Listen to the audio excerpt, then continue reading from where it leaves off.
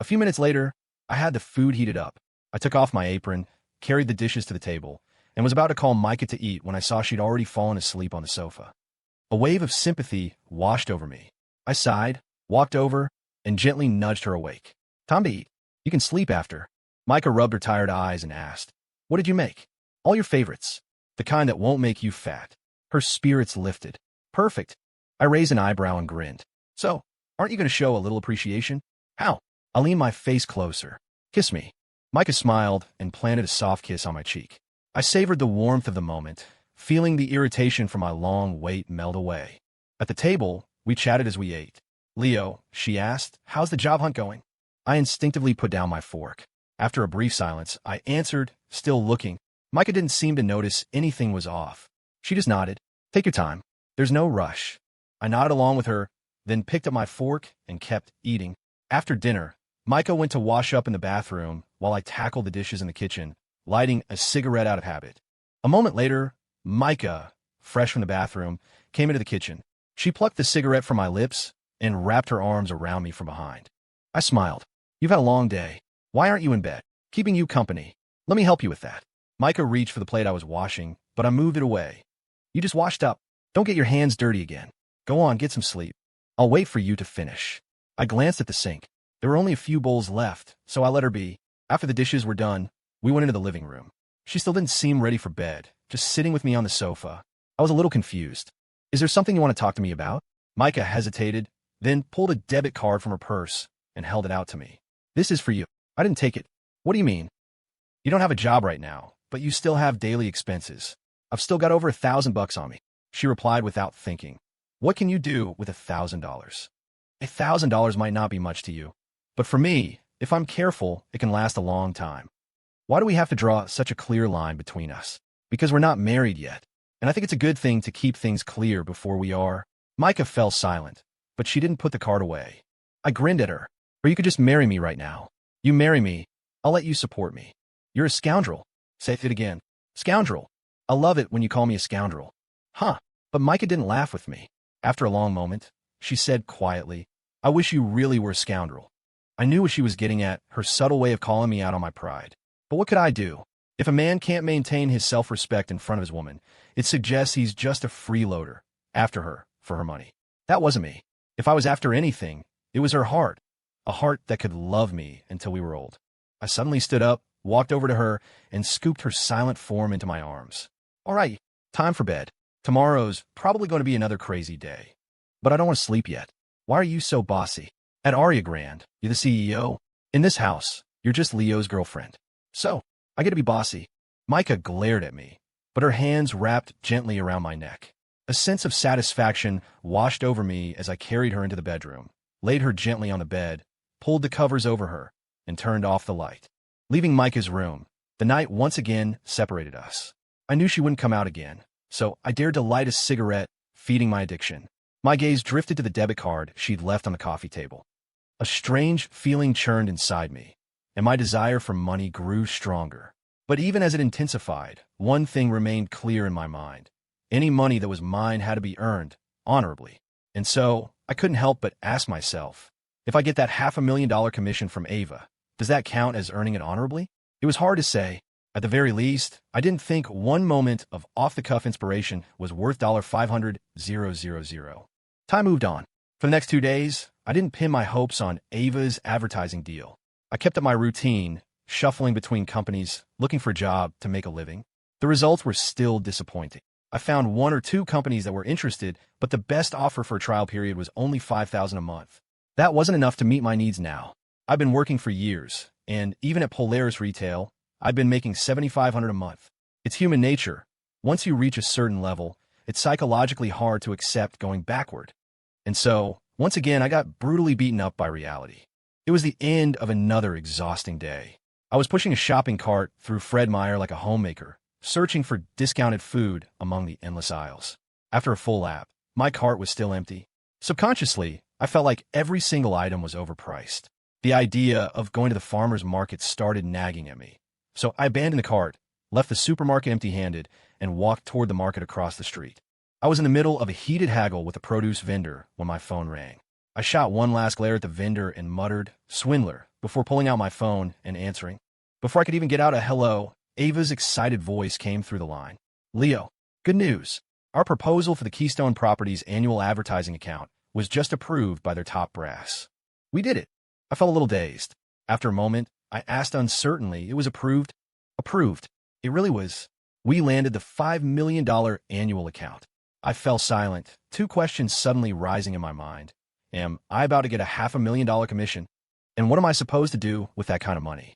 On the other end, Ava was still buzzing with excitement. "Leo, tomorrow afternoon at 3, come to Aura Creative. We're going to Keystone to sign the contract together." I said without thinking, "I don't really need to be there, do I?" "No way. You're the hero of this story. We can't do it without you." I hung up with Ava and stood there, stunned for a long time. It wasn't until the vendor snapped at me, "Hey, are you buying this or not? If you're not buying, don't block my other customers," that I finally put my phone back in my pocket. "This kale," I said, "rounded down for me." The vendor impatiently bagged the already weighed kale, grumbling, "The time I've wasted on you is worth more than the change. Just take it and go, don't hold up my business." I pulled a $5 bill from my pocket, tossed it on his stand, and grabbed the bag. Then I headed for a fish stall and started a new round of loud, theatrical haggling. Walking away with $50 worth of groceries, I couldn't help but feel a little smug. The food I'd haggled for would be enough for Micah and me to eat for days. Maybe that $1,000 really could last a long time. A gust of wind blew past, lifting a stray plastic bag from the ground. Watching it float away, light and aimless, I suddenly felt the bag of groceries in my hand grow incredibly heavy. My own life felt just like that plastic bag, drifting without direction. As night fell and the city lights began to sparkle, I couldn't help but ask myself, is this really the life I want? It was another night of me making dinner and waiting for Micah to come home. Just like the past few days, she returned late. By the time she got back, the pork belly-eyed braised had been reheated so many times it was practically twice cooked. We washed our hands and sat down to eat. "Leo," Micah said, "you don't have to wait for me this late. You can eat first. I only have an appetite when I'm watching you eat." Micah smiled happily, then, just like the other nights, asked about my job search. "How's it going?" I hesitated, debating whether to tell her about the deal I'd helped Ava land. In the end, I chose to hide it. I shook my head. "No luck yet. It's tough to find work right now." "Yeah, don't worry. Take your time." I leaned closer to her. "You look pretty calm about this. Is it because you're secretly hoping I don't find a job, so I could be a house husband?" "No, you're overthinking it." Seeing her rush to deny it, I narrowed my eyes. "Really?" Micah looked at me like a kid who'd been caught. After a moment, she nodded. "Okay, I admit it. I'd love to come home every day to you having dinner ready and the house all cleaned up. As for a job, you could just do whatever." I forced a bitter smile. "Did I say something wrong?" Micah asked nervously. "No, I was just thinking that even if I have a job, I can still make dinner and clean up for you." Micah shook her head. "I don't believe it. There's no job that easy, especially not in your line of work. So you're selfishly hoping I stay unemployed? I'm sorry. As punishment, you have to eat this piece of fat." Micah just stared at it. The next day, at 2 in the afternoon, I arrived at Ava's office as planned, ready to go with her to the 3 o'clock contract signing with Keystone Properties. I sat in her office, smoking, while Ava nervously prepared the final documents. I finished my cigarette and stubbed it out. "You know," I said to her, "I can't shake the feeling that we landed this contract too easily." Ava didn't look up from her papers. "Easy? I don't think so. A $5 million account. And we got it in less than a week. How is that not easy? Because we did our homework. Opportunity favors the prepared. Right, Leo?" I guess that's one way to put it, but no buts. Just wait for your commission check. Ava's impatience left me feeling helpless, so I dropped it. She was right. I might as well just sit back and wait for what was, to me, a massive sum of money. At 3 o'clock, we arrived at Keystone Properties. I watched with my own eyes as Ava and the general manager of Keystone signed the annual advertising contract. It wasn't until they officially exchanged the signed documents that it finally sank in. I was really going to get that $500,000 commission. My mood turned strange. I had been poor for so long. After the signing, Ava treated Mr. Wallace and the other Keystone executives to dinner, and I was invited along. Throughout the meal, Mr.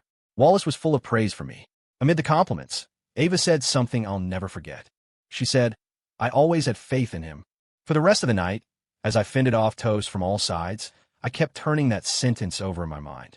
Had she really never lost faith in me? If that was true, then why did she leave me so decisively back then? In my drunken haze, I smiled to myself. Don't be naive. It was just professional courtesy. If she'd never lost faith in me, she wouldn't have given up on me on our 3 years together. That night, I couldn't fend off the endless rounds of toasts. I got completely blackout drunk, so drunk I have no idea how I got home. I only woke up in the middle of the night, my mouth bone dry. I drank a glass of water and instinctively checked my phone. I saw several missed calls from Micah. I'd forgotten I'd put my phone on silent while I was drinking. Even though I'd told her I was out with friends, she must have been worried when I didn't come home. A knot of anxiety tightened in my stomach. I went into the living room, turned on the floor lamp, and knocked on Micah's door. A moment later, Micah came out in her pajamas. Her voice was calm as she said, "You're awake." "Yeah." "Thirsty? I can get you some water." "No, thanks. I just had some." I paused, then asked, "Who brought me home tonight?" "A man. I don't know him. One of your friends from dinner, I guess." A wave of relief washed over me. Ava must have asked one of her employees to drop me off to avoid any awkwardness. But then Micah pulled a debit card from the drawer under the coffee table and handed it to me. "Why are you giving me a card again?" Micah shook her head, her voice still eerily calm. "This card isn't mine. The man who dropped you off left it. He said it's the commission you earn from the advertising deal. It has $500,000 on it." I froze, staring blankly at her. "Leo, you told me you were looking for a job." I am." "Then tell me where this $500,000 came from, and tell me the truth." Her voice was tight. "If you don't tell me, I have ways of finding out where this money really came from. But I'd rather hear it from you." $500,000 appearing out of thin air. "I'm terrified you've done something wrong. Terrified that this is dirty money." "It's not. It really is a commission from a business deal. If it was dirty money, why would he dare have you give it to me?" Micah nodded slowly. "That's good. Then tell me about this deal you landed. I'm very curious." Micah's eyes, demanding an answer, felt suffocating. I lit a cigarette, took a few drags, and then crushed it out in the ashtray. "Stealing myself?" I told her. "The deal. I did it for Ava, to help her land the Keystone Properties account." You don't have to say another word. I want to." Tears welled in her eyes as she shook her head. "Leo, I'm seriously starting to doubt my place in your heart. You say you care about me, but what do? You're willing to come to Portland to run a bar for Chloe. You're willing to go out and hustle for Ava's ad agency. The one thing you're not willing to do is work at Aria Grant. It's really not what you think. Then tell me what I'm thinking. Tell me how any other woman in my position wouldn't feel the exact same way." I sighed and lit another cigarette, my frustration mounting. Suddenly, I was tongue-tied, completely at a loss for how to explain. Micah turned and walked toward her room. I heard the sound of her packing. A profound weariness washed over me. I didn't even have the strength to stop her. I just stared blankly at the TV stand, and my eyes landed on a guitar case propped up beside it. I stubbed out my cigarette, walked over, and picked it up.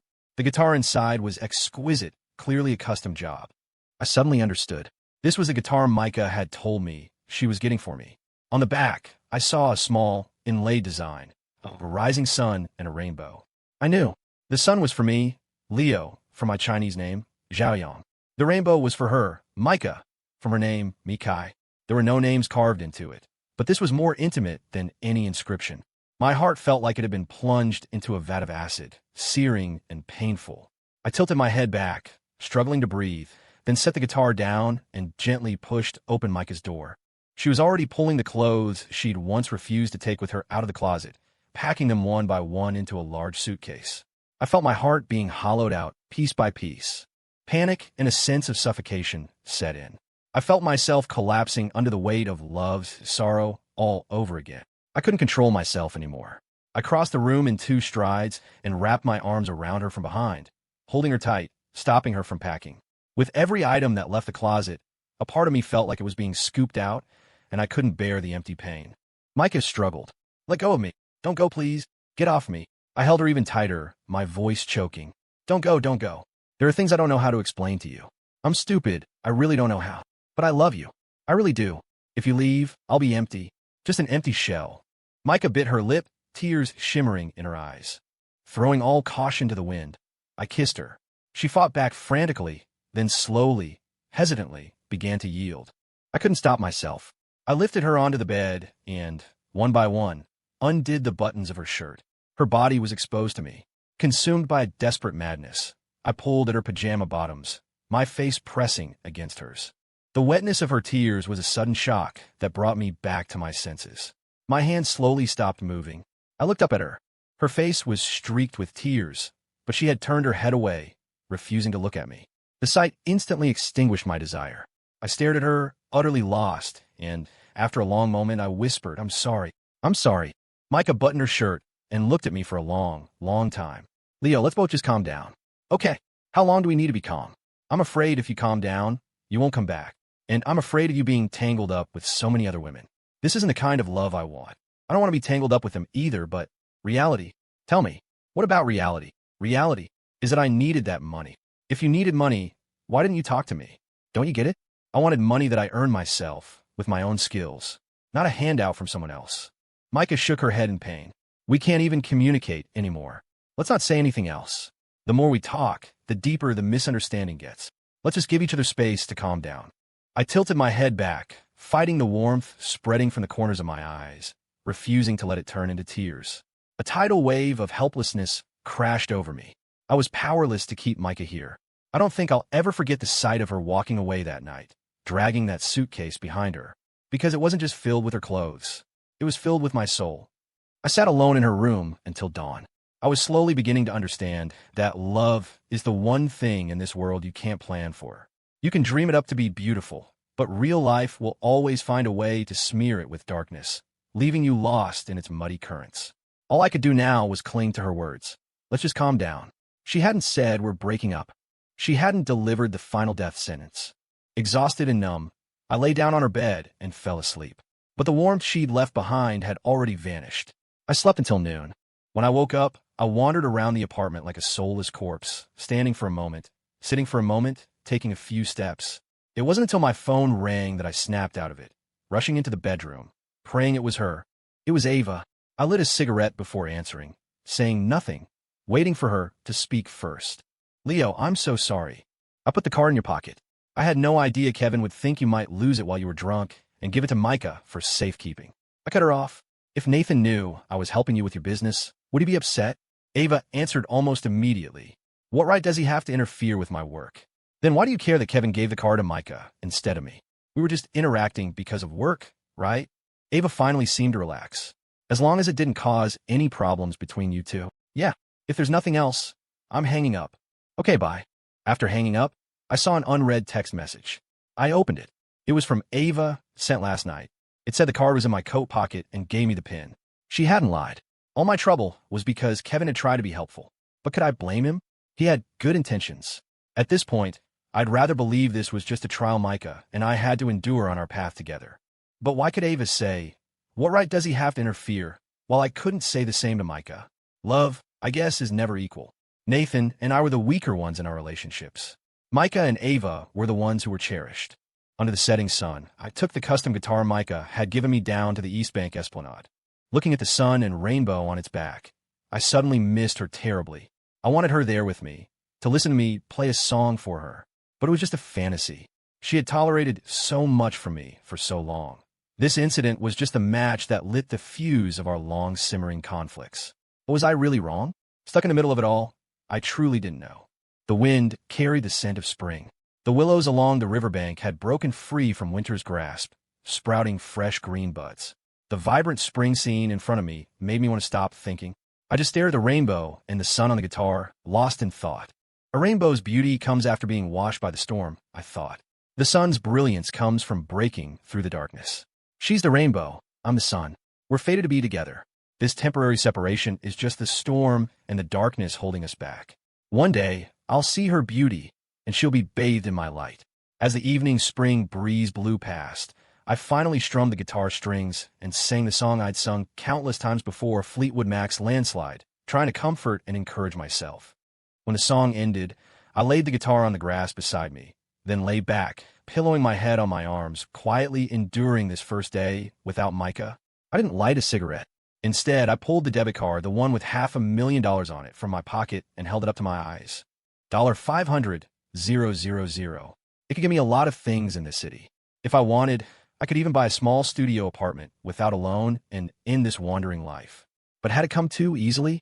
All of it, just from smashing a glass in a moment of desperation. After thinking it over, I finally called Ava. A moment later, she picked up. "Are you free right now?" I asked. "I'm with a client." "What's up?" "I'm down at the Esplanade. Can you come by after you're done with dinner?"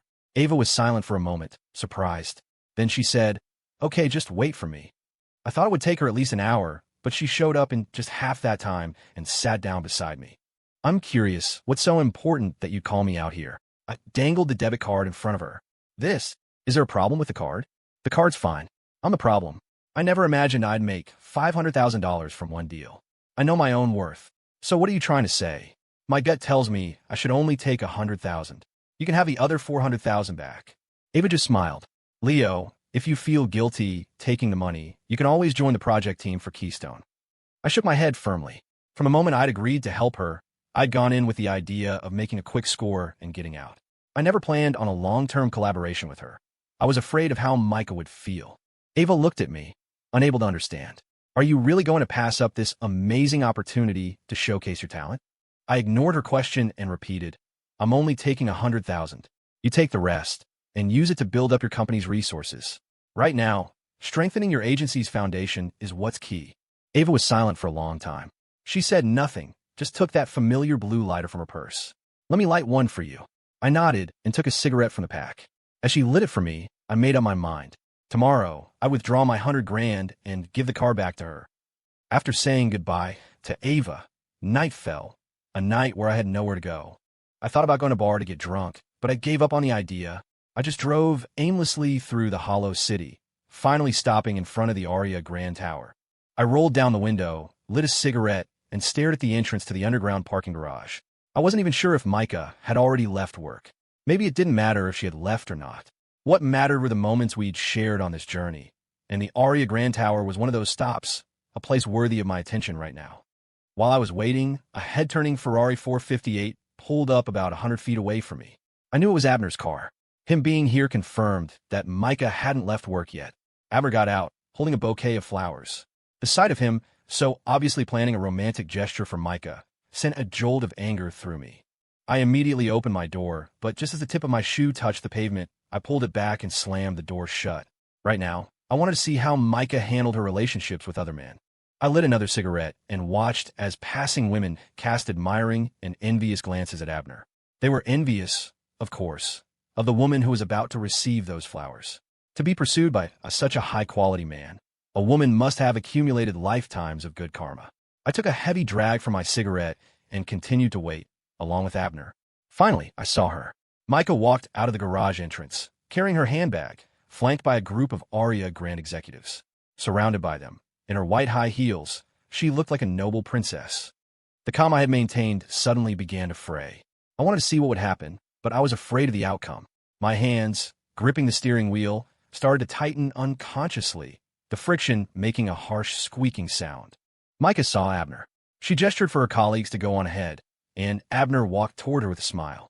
I couldn't hear what he said, but I saw him offer her the flowers. Micah said something back to him, but she didn't take the bouquet.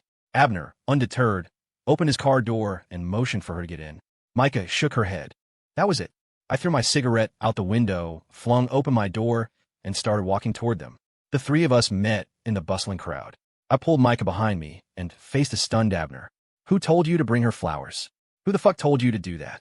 Abner took a step forward, not backing down. I have the right to pursue Betsy. Pursue my ass. If you got any balls, say that again. I clenched my fists. I'd had it with this guy for a long time, and I was itching for an excuse to punch him. Abner looked at me without a trace of fear. You heard me. I have the right to pursue Betsy. If you can't make her happy, then you should get the hell away from her. Just as I was about to kick him, Micah, who had been behind me the whole time, pushed me away with all her strength. She stood between us, her expression full of pain as she accused me. Leo, is this your idea of calming down? The fire raging inside me was instantly extinguished, as if by a summer thunderstorm. I stared at Micah, speechless. Micah gave me one last look, then pulled open the Ferrari's door and got into the passenger seat. Abner shot me a contemptuous glance, then got into the driver's seat.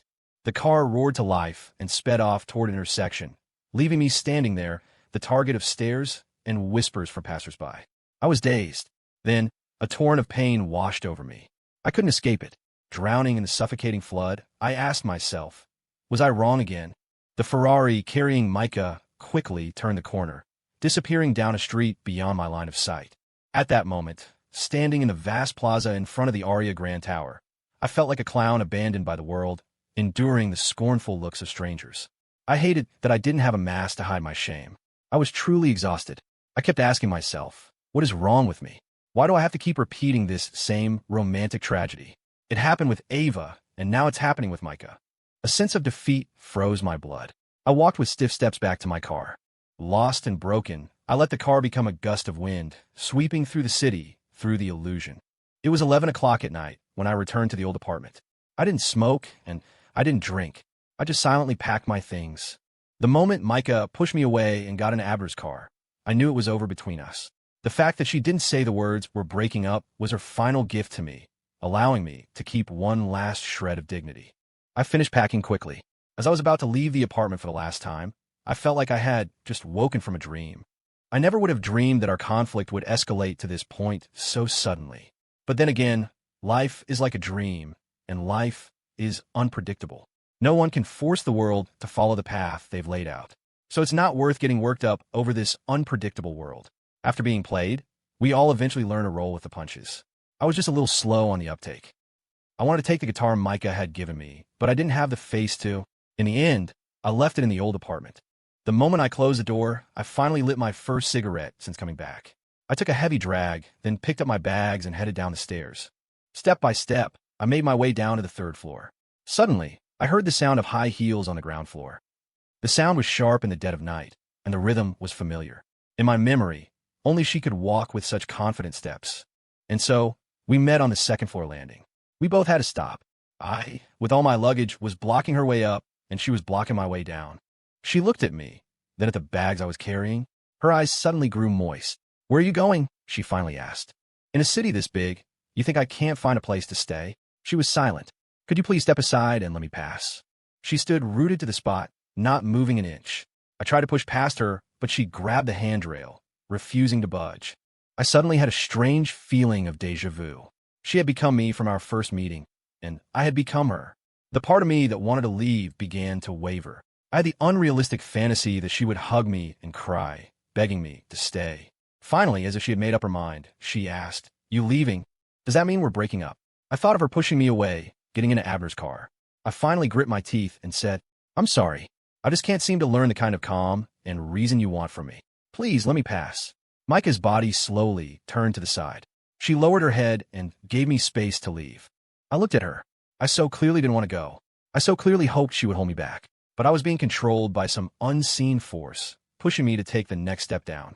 I walked down, step by step, each one heavier than the last. I felt like I was suffocating, losing control. I had a crazy urge to drop my bags, run back, and hold her tight, to kiss her in this dimly lit stairwell. But that force kept pushing me down, until I felt the spring rain falling outside. This unexpected rain seemed to freeze my heart solid. In that moment, I cast aside all other thoughts. I threw my bags into the trunk of my car, got in without looking back, started the engine, and became a gust of wind in the rain, speeding away from the complex where we had met and fallen in love. I rolled down the window, racing through the city. In a lashing cold rain, I no longer wanted to look at our love rationally. In this moment, there was no gap in our status, only two people hurting each other. I suddenly wanted to hear a song that fit the mood. I turned on the car stereo and found a song I'd put on a playlist long ago, a sad, angry anthem about a relationship falling apart. Don't want to leave, so why are we here, playing this game like we don't care? We should be talking about more than the weather, but this deadlock's a chain we can't sever. We've got the strength to tear each other down, so why not try to turn this thing around? Love pulls you so close you forget to leave room, just a childish rage sealing our doom. It was the perfect song. Every word seemed to be about me and Micah tonight. Maybe neither of us wanted to leave, but in that stairwell, we put on a show of not caring. We had gotten so close, we'd forgotten to leave any space for ourselves, which is why it hurt so much to see the other with someone else. But if we had the strength to hurt each other, why didn't we try harder to understand, to get closer? All of it was just our childish pride, because we couldn't stand to lose. And in our inability to lose, we forgot the story of the gardener and the flower. We forgot the RC car. We forgot the rocking horse that swayed with us. We forgot the guitars we gave each other. I slammed on the brakes, got out of the car, and sat on the rain-soaked curb. Finally, I cried. I let the downpour hide my sobs and just wailed. I lay down on the wet pavement and pulled the debit card, the one with the $500,000 from my pocket. And then I laughed, a bitter, self-mocking laugh. If she had been willing to try to understand me, shouldn't she have been happy for me? I had struggled on the fringes of society for years. Finally, through some luck and some effort, I had earned this money that was a lifeline to me. Shouldn't she have been happy for me? Why? Why? Why wasn't she happy? Because a paltry $500,000 was nothing in her eyes. So all she could see was me getting tangled up with Ava. She didn't see me staying up all night, studying Keystone properties, trying to make the pitch work. And so, in the wind and the rain, I got lost in childish scorekeeping. I would rather have died in that storm than go back to that old apartment. I pulled my rain-soaked phone from my pocket, found Micah's number, and finally sent her a text. I don't get you, and you don't get me. The rain wasn't a downpour, but it was enough to leave me soaked and pathetic in the dead of night. By the time I got back in the car, my clothes were completely drenched. In the cold, I gradually calmed down and realized I needed to find a place to stay in this city. I drove to a 5-star hotel, got a suite, and paid for it with the card Ava had given me. I had never been rich, so this was the first time in my life I'd ever stayed in a hotel suite. Lying on the spacious, comfortable bed, however, I just felt empty. I didn't know what I was trying to accomplish by staying in this luxurious hotel. Other than the sound of rain hitting the windows being clearer from up high, I had gained nothing. I drank a can of beer and picked up my phone from the nightstand. I had no expectation that Micah would reply to my text. By now, she had surely applied her usual cool detachment to our now finished relationship.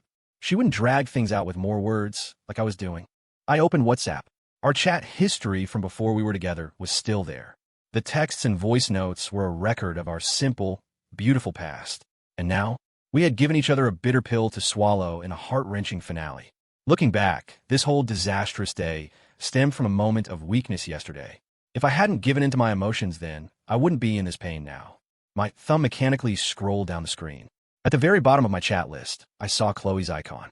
It had been almost a month since we'd last spoken. I wonder how she was doing.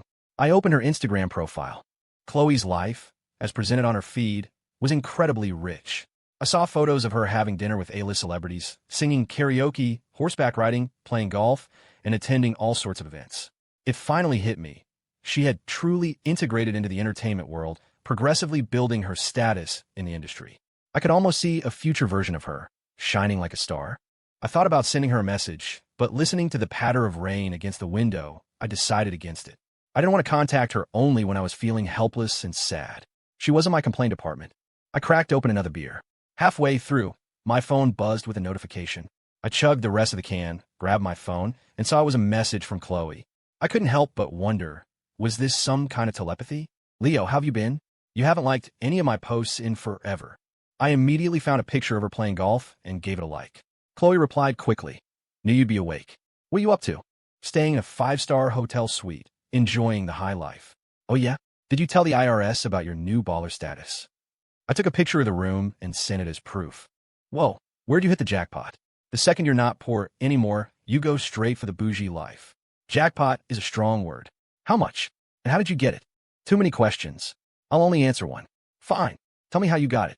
I knew she was worried I'd gotten the money through some shady means, which is why she cared more about how I earned it. With my brain. Phew. Okay, that's a relief. I was worried you were selling your body at some shady establishment, starting down a path of self-destruction. I immediately sent a voice note back. Jesus Christ. Let me strangle you, okay? Come and get me. I'll be waiting for you right here in Seattle. Strangling you in Seattle will have to wait for another day.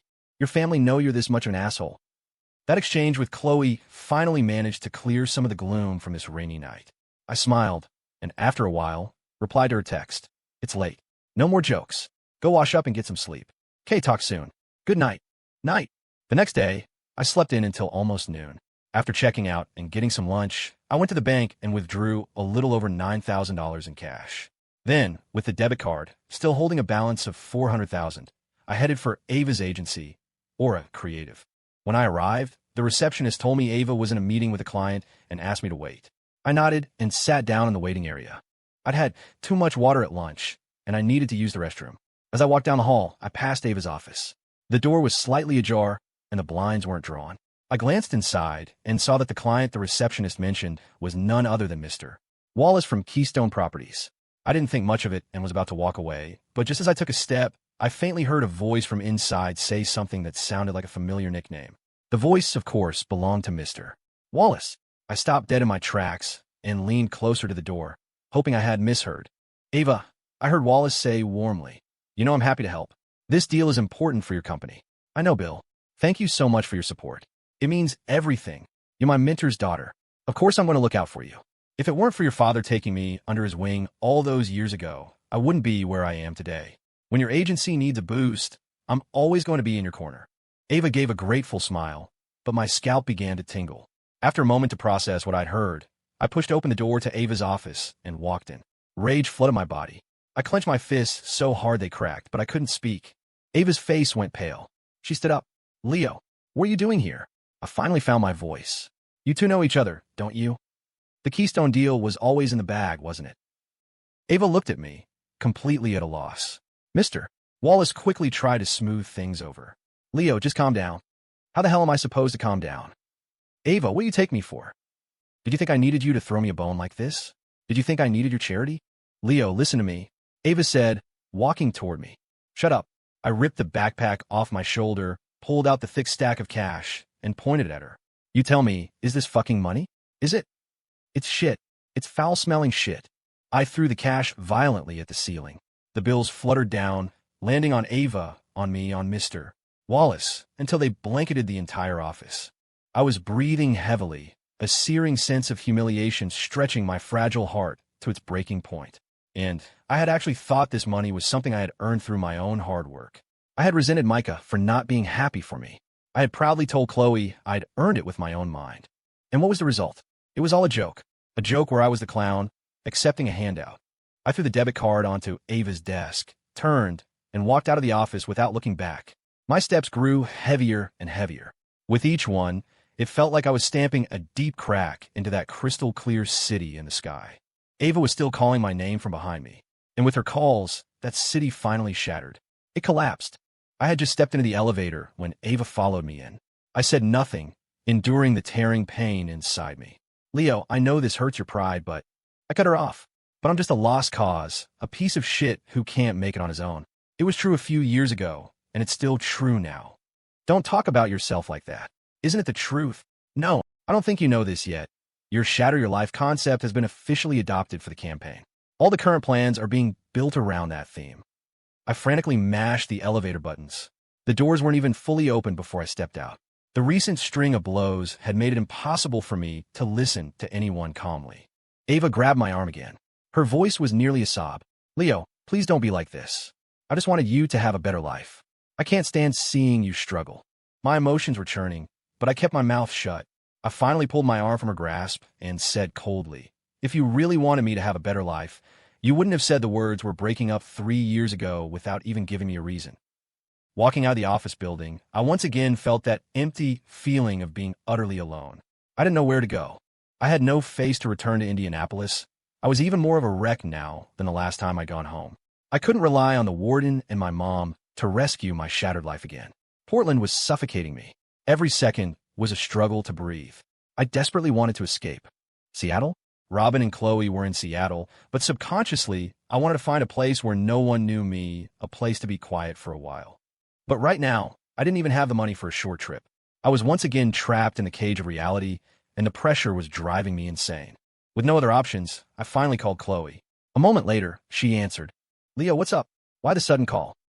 I need to borrow some money. What? Didn't you just join the ranks of the bourgeoisie yesterday? You know what?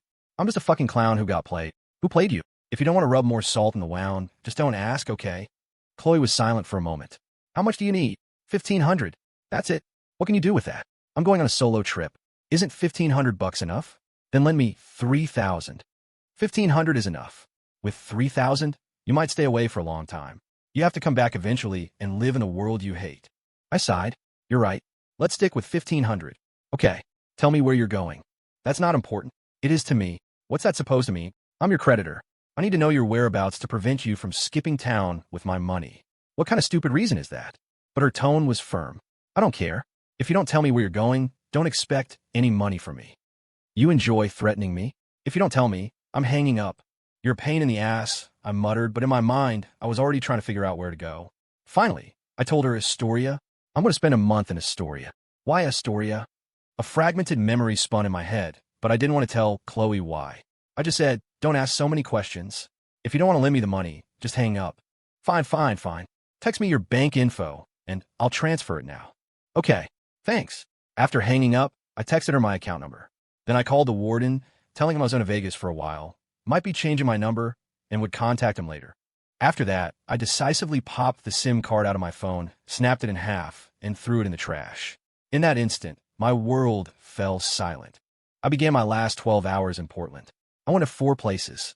First, I went down to the riverbank and smoked 2 cigarettes. Then I found Wes and bought him a KFC meal. After that, I went back to the old apartment and sat on the rocking horse outside the 7-Eleven for a while. Finally, I ended up back at the Aria Grand Tower.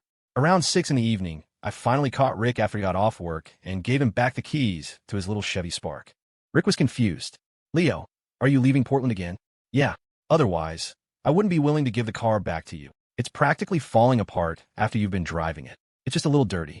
Give it a wash, a wax, and it'll be good as new." Rick shook his head and smiled. "You're still the same old bullshitter. No bullshit this time. I already filled up the tank for you." "Really? Feel free to check." "All right, I'll trust you this once." I smiled, but I instinctively looked up at the giant billboard on top of the Aria Grand Tower. I knew I should leave. I didn't want to run into Micah after a shift and have an awkward, painful encounter. At this moment, I felt like neither of us should be in the other's world. My city in the sky had already collapsed, so I couldn't even fantasize about being with her anymore. I walked toward the back of the building. As I passed Cloudbreak Cafe, I unexpectedly saw Ben and Milan sitting by the window. Ben saw me immediately. Milan didn't. Her back was to me. Ben gestured for Milan to wait a moment and came out of the cafe to meet me. He handed me a cigarette and asked with a smile, "You here to wait for the boss to get off work?" In the calmest voice I could manage, I replied, "Nope, we're done." Ben's face was a mask of disbelief. I smiled again. "You never thought we'd last anyway, right? I just didn't think it would be this fast. We were going to break up eventually. The fact that it was fast is just because of some external catalyst. Actually, I figured it out years ago. Love, without a material foundation, is just a pile of sand. The tighter you grip it, the faster it slips away, and the harder you fall." Ben sighed and fell silent. I took a heavy drag from my cigarette and glanced at Milan sitting in the cafe. "What are you doing hanging out with her? She's my boss now, you know. We have to talk about work stuff sometimes. Grab a coffee." I had no desire to hear any more about Aria Grand. I clapped Ben on the shoulder. "I'm out of here, man. Where are you going this time?" "Someplace with memories. A place where I can rest." "When will you be back?" I started walking away, calling back to him, "I'll be back after I've rebuilt the city. If I can't fix it, I'm not coming back. You're still so full of shit."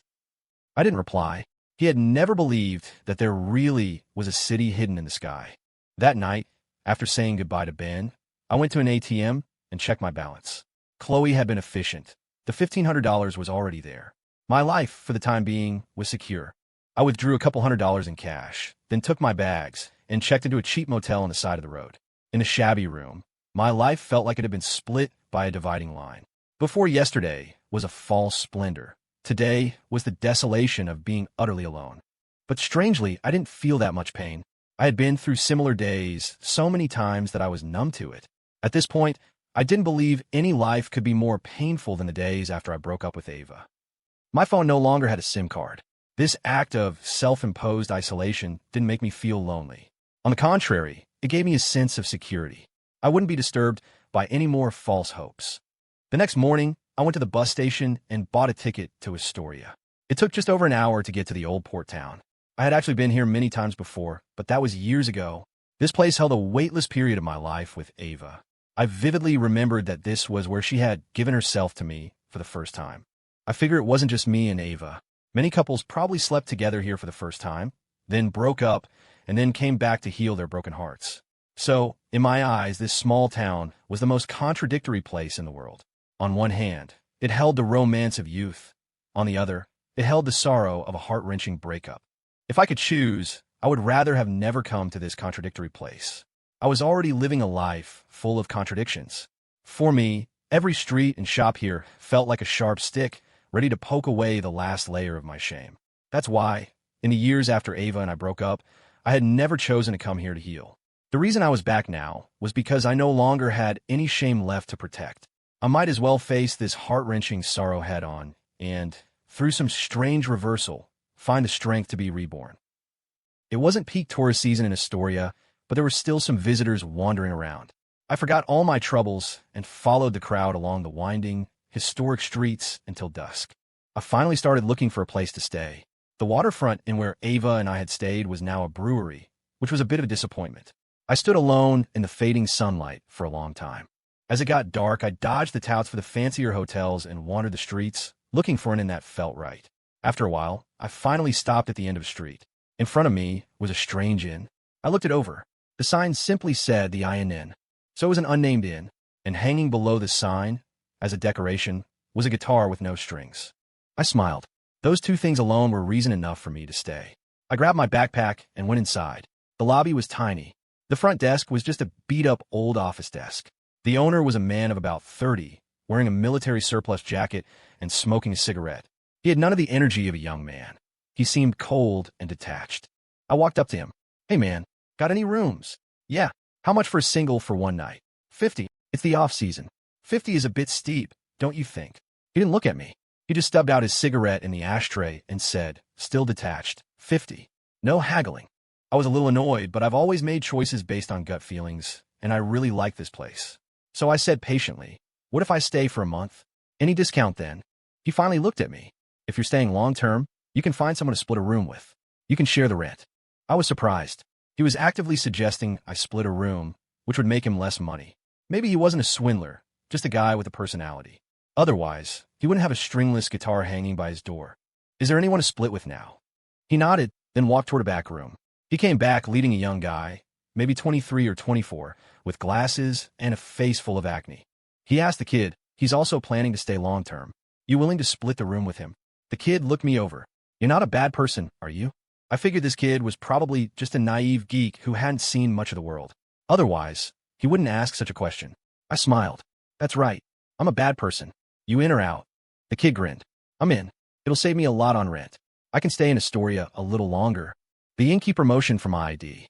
I pulled it out of my wallet and handed it to him. Then I asked the kid, "You here for a hot encounter or to heal a broken heart?" The kid smiled shyly. "I'm still a virgin." "So you're waiting for a hot encounter, right? Just trying not to be a virgin anymore." I almost burst out laughing. I'd just arrived in Astoria, and I'd already found a weirdo for a roommate. But that was a good thing. It's not tiring to be around someone so honest and a little naive. The owner finished registering my information, handed my ID back, and said, "Just give Toby $400 later." I immediately counted out $400 from my wallet and handed it to the kid. "Nice to meet you. I'm Leo." Toby took the money from my hand without counting it and put it in his pocket. He grinned at me. "Hey, Leo, I'm Toby." I smiled back and clapped him on the shoulder. "Show me to the room." "Welcome, sir. Please, allow me to escort you to your new lodgings." I straightened my back and followed Toby to his room. It was a standard double room with an old desktop computer, an air conditioner, 2 beds, a few dressers, and nothing else. Compared to the carefully decorated rooms at other inns, the conditions here were pretty bad, but it didn't matter. For me, it was all about the mood. I threw my backpack in a drawer and lay down on my bed. Toby was on his bed, watching a TV show on his laptop. Out of boredom, I started chatting with him. "Toby, you still in school?" "Yeah, but I graduate this June, so I figured I'd travel while I still have the time." I nodded. I couldn't think of anything else to say, so I fell silent. But then Toby suddenly put down his laptop and looked at me seriously. "Leo, have you ever slept with a woman? What's it like? Dude, are you a pervert?" "Leo, don't get me wrong. Don't get me wrong. It's just, I'm a virgin, you know? So I'm super curious." I thought about it. I remember being just as curious about sex in high school, talking about it with my friends all the time. I guess that's just how guys are. No wonder women call us pigs. I gave Toby an understanding smile. "Go pay for it once, and you'll find out." "But I'm still a virgin. If I pay for it, I'll know, but it'll feel like such a waste. I'd rather wait for a real encounter. A man of principle. But hey, I've never slept with a woman either." "Whoa, so you're telling me you're an old virgin?" "Sigh, that's right." Toby looked at me with deep sympathy. After a moment, he said, "Leo, I think you're pretty good looking. How are you still a virgin?" "That's not scientific." "You think I'm handsome?" Toby nodded vigorously. "You only think I'm handsome because you're so ugly. I'm actually not that good looking." "That's true. I'm pretty ugly. That's why most women aren't into me." He sighed, pulled a pack of cigarettes from his bedside table, threw one to me, and lit one for himself. I lit my cigarette and tried to comfort him. "Don't be so down. At least you have me to be a virgin with." Toby nodded eagerly. When I think about it that way, I feel much better. No wonder I felt a connection with you when we first met. We're both virgins. How tragic, how pitiful." After about a self-pity, he asked me, "Leo, what's your type?" I was bored anyway, so I played along. Big boobs, round butt. You. Lately, I've been fantasizing about one woman. I really like her. Who? Chloe. I immediately choked on my own smoke. After a moment, I managed to ask, you know her? No. But she's a star, isn't she? That period drama she was in recently is a huge hit. I even follow her on Instagram. I refresh it every day, waiting for her post. Seriously, the photos she posts, she's gorgeous. And I think she looks even better in modern clothes than in costume. It finally hit me. Chloe really wasn't the same Chloe anymore. I put on a stern face and said to Toby, stop fantasizing about her. You hear me? Dude, have you fantasized about her too? But you can't control fantasies. And I'm definitely not the only guy fantasizing about her. You can't stop all of us. Toby's logic was sound. I was speechless. After a moment, he sighed again. Man, if I could just say one word to her, I'd give up 10 years of my life. You keep fantasizing. I'm going to find some dinner. Leo, wait, I'll go with you. Do you even need to eat? You can probably live on fantasies alone. Toby grinned and slung an arm over my shoulder. Leo, you're so funny. But there's a benefit to eating with me. I was curious. What benefit? After dinner, I'll take you to the waterfront to see a super beautiful woman. Around 8 o'clock every night, she goes and sits by the water for a while. She's been doing it for over a week. He sighed again. So beautiful. Really so beautiful. I doubted his taste. Compared to Chloe, who's more beautiful? Toby thought for a moment. They're not the same type. If I had to compare, ugh, I really can't. They're both goddesses, basically. Seeing his struggle, I was actually interested. After all men like to look at beautiful women, especially in a place like Astoria, which is full of potential encounters. The desire to see this woman grew stronger. I couldn't help but think, maybe there really is a woman in this world more beautiful than Micah or Chloe. After all, my social circle was limited, and the women I'd met were few. Toby and I picked a ramen shop, and we each ordered a bowl. As we ate, I said to him, your full name is too much of a mouthful. I'm going to shorten it for you. Go for it. Just don't change my last name. I thought for a moment. Okay, I won't change your last name. From now on, I'll just call you Kid. He nodded. All right, Kid it is. I'm a virgin anyway. I smiled. It was easy to be around someone like him. He didn't get offended by jokes. The kid shoveled noodles into his mouth, finishing his bowl in record time. He urged me on, Leo, eat faster. She should be there by now. She usually only stays for half an hour. You've really got this down to a science, huh? The kid nodded proudly. Have you ever tried to talk to her? He shook his head frantically. When I get within 30 feet of her, my legs start to shake. No wonder you're still a virgin. You're a virgin too. You talk like you'd have the guts to approach her. My kind of virgin and your kind of virgin are two different things. That's really hard to understand. I clapped him on the shoulder. All right, how about this? If I say one word to her, you buy me dinner. Deal. And if you chicken out, I'll cover your room and board for the whole month. Deal. After dinner, the kid and I walked along the Astoria Riverwalk. After a few hundred yards, he pulled me onto a small pier. His face lit up. Leo, see? That's her. I followed his pointed finger and saw a woman in a red jacket. We were still too far away to see her face clearly, but just from her posture and figure, I could tell she was beautiful. The kid tugged my arm. Go forth, brave warrior. I'll be waiting for you by that willow tree, 30 feet away. I thought he was exaggerating about the 30-foot distance, but he really needed it to keep his composure. What a weirdo. I walked off the pier and headed toward the woman. As I got closer, I could see her face. She was indeed very beautiful, beautiful in a way that's hard to describe with words. The only other time I'd felt this was when I first saw Micah. No wonder the kid couldn't muster the courage to talk to her. I continued toward her along a row of newly budding willow trees and sat down on the steps beside her. I didn't rush to talk. First, I lit a cigarette, intending to make her speak to me first. I deliberately blew the smoke downwind in her direction and waited. But instead, she pulled a pack of slim cigarettes from her purse, lit one for herself, and stared out at the water, completely ignoring my existence. Her action surprised me. I hadn't pegged her as a smoker. But then again, a woman who comes to Astoria alone and sits by the water every day is probably nursing a broken heart. And the only medicines for a broken heart are usually nicotine, alcohol, or a long trip. Still, could a woman like this really get her heart broken? I finally stubbed out my cigarette, smiled, and asked her, so, did you get your heart broken? She didn't look at me. Her voice was full of impatience. Is that any of your business? I quickly denied it. Of course not. It's not like I'm the one who broke your heart. She finally turned to look at me, her voice even colder. Don't try your slick lines on me. I can't stand guys like you. I smiled.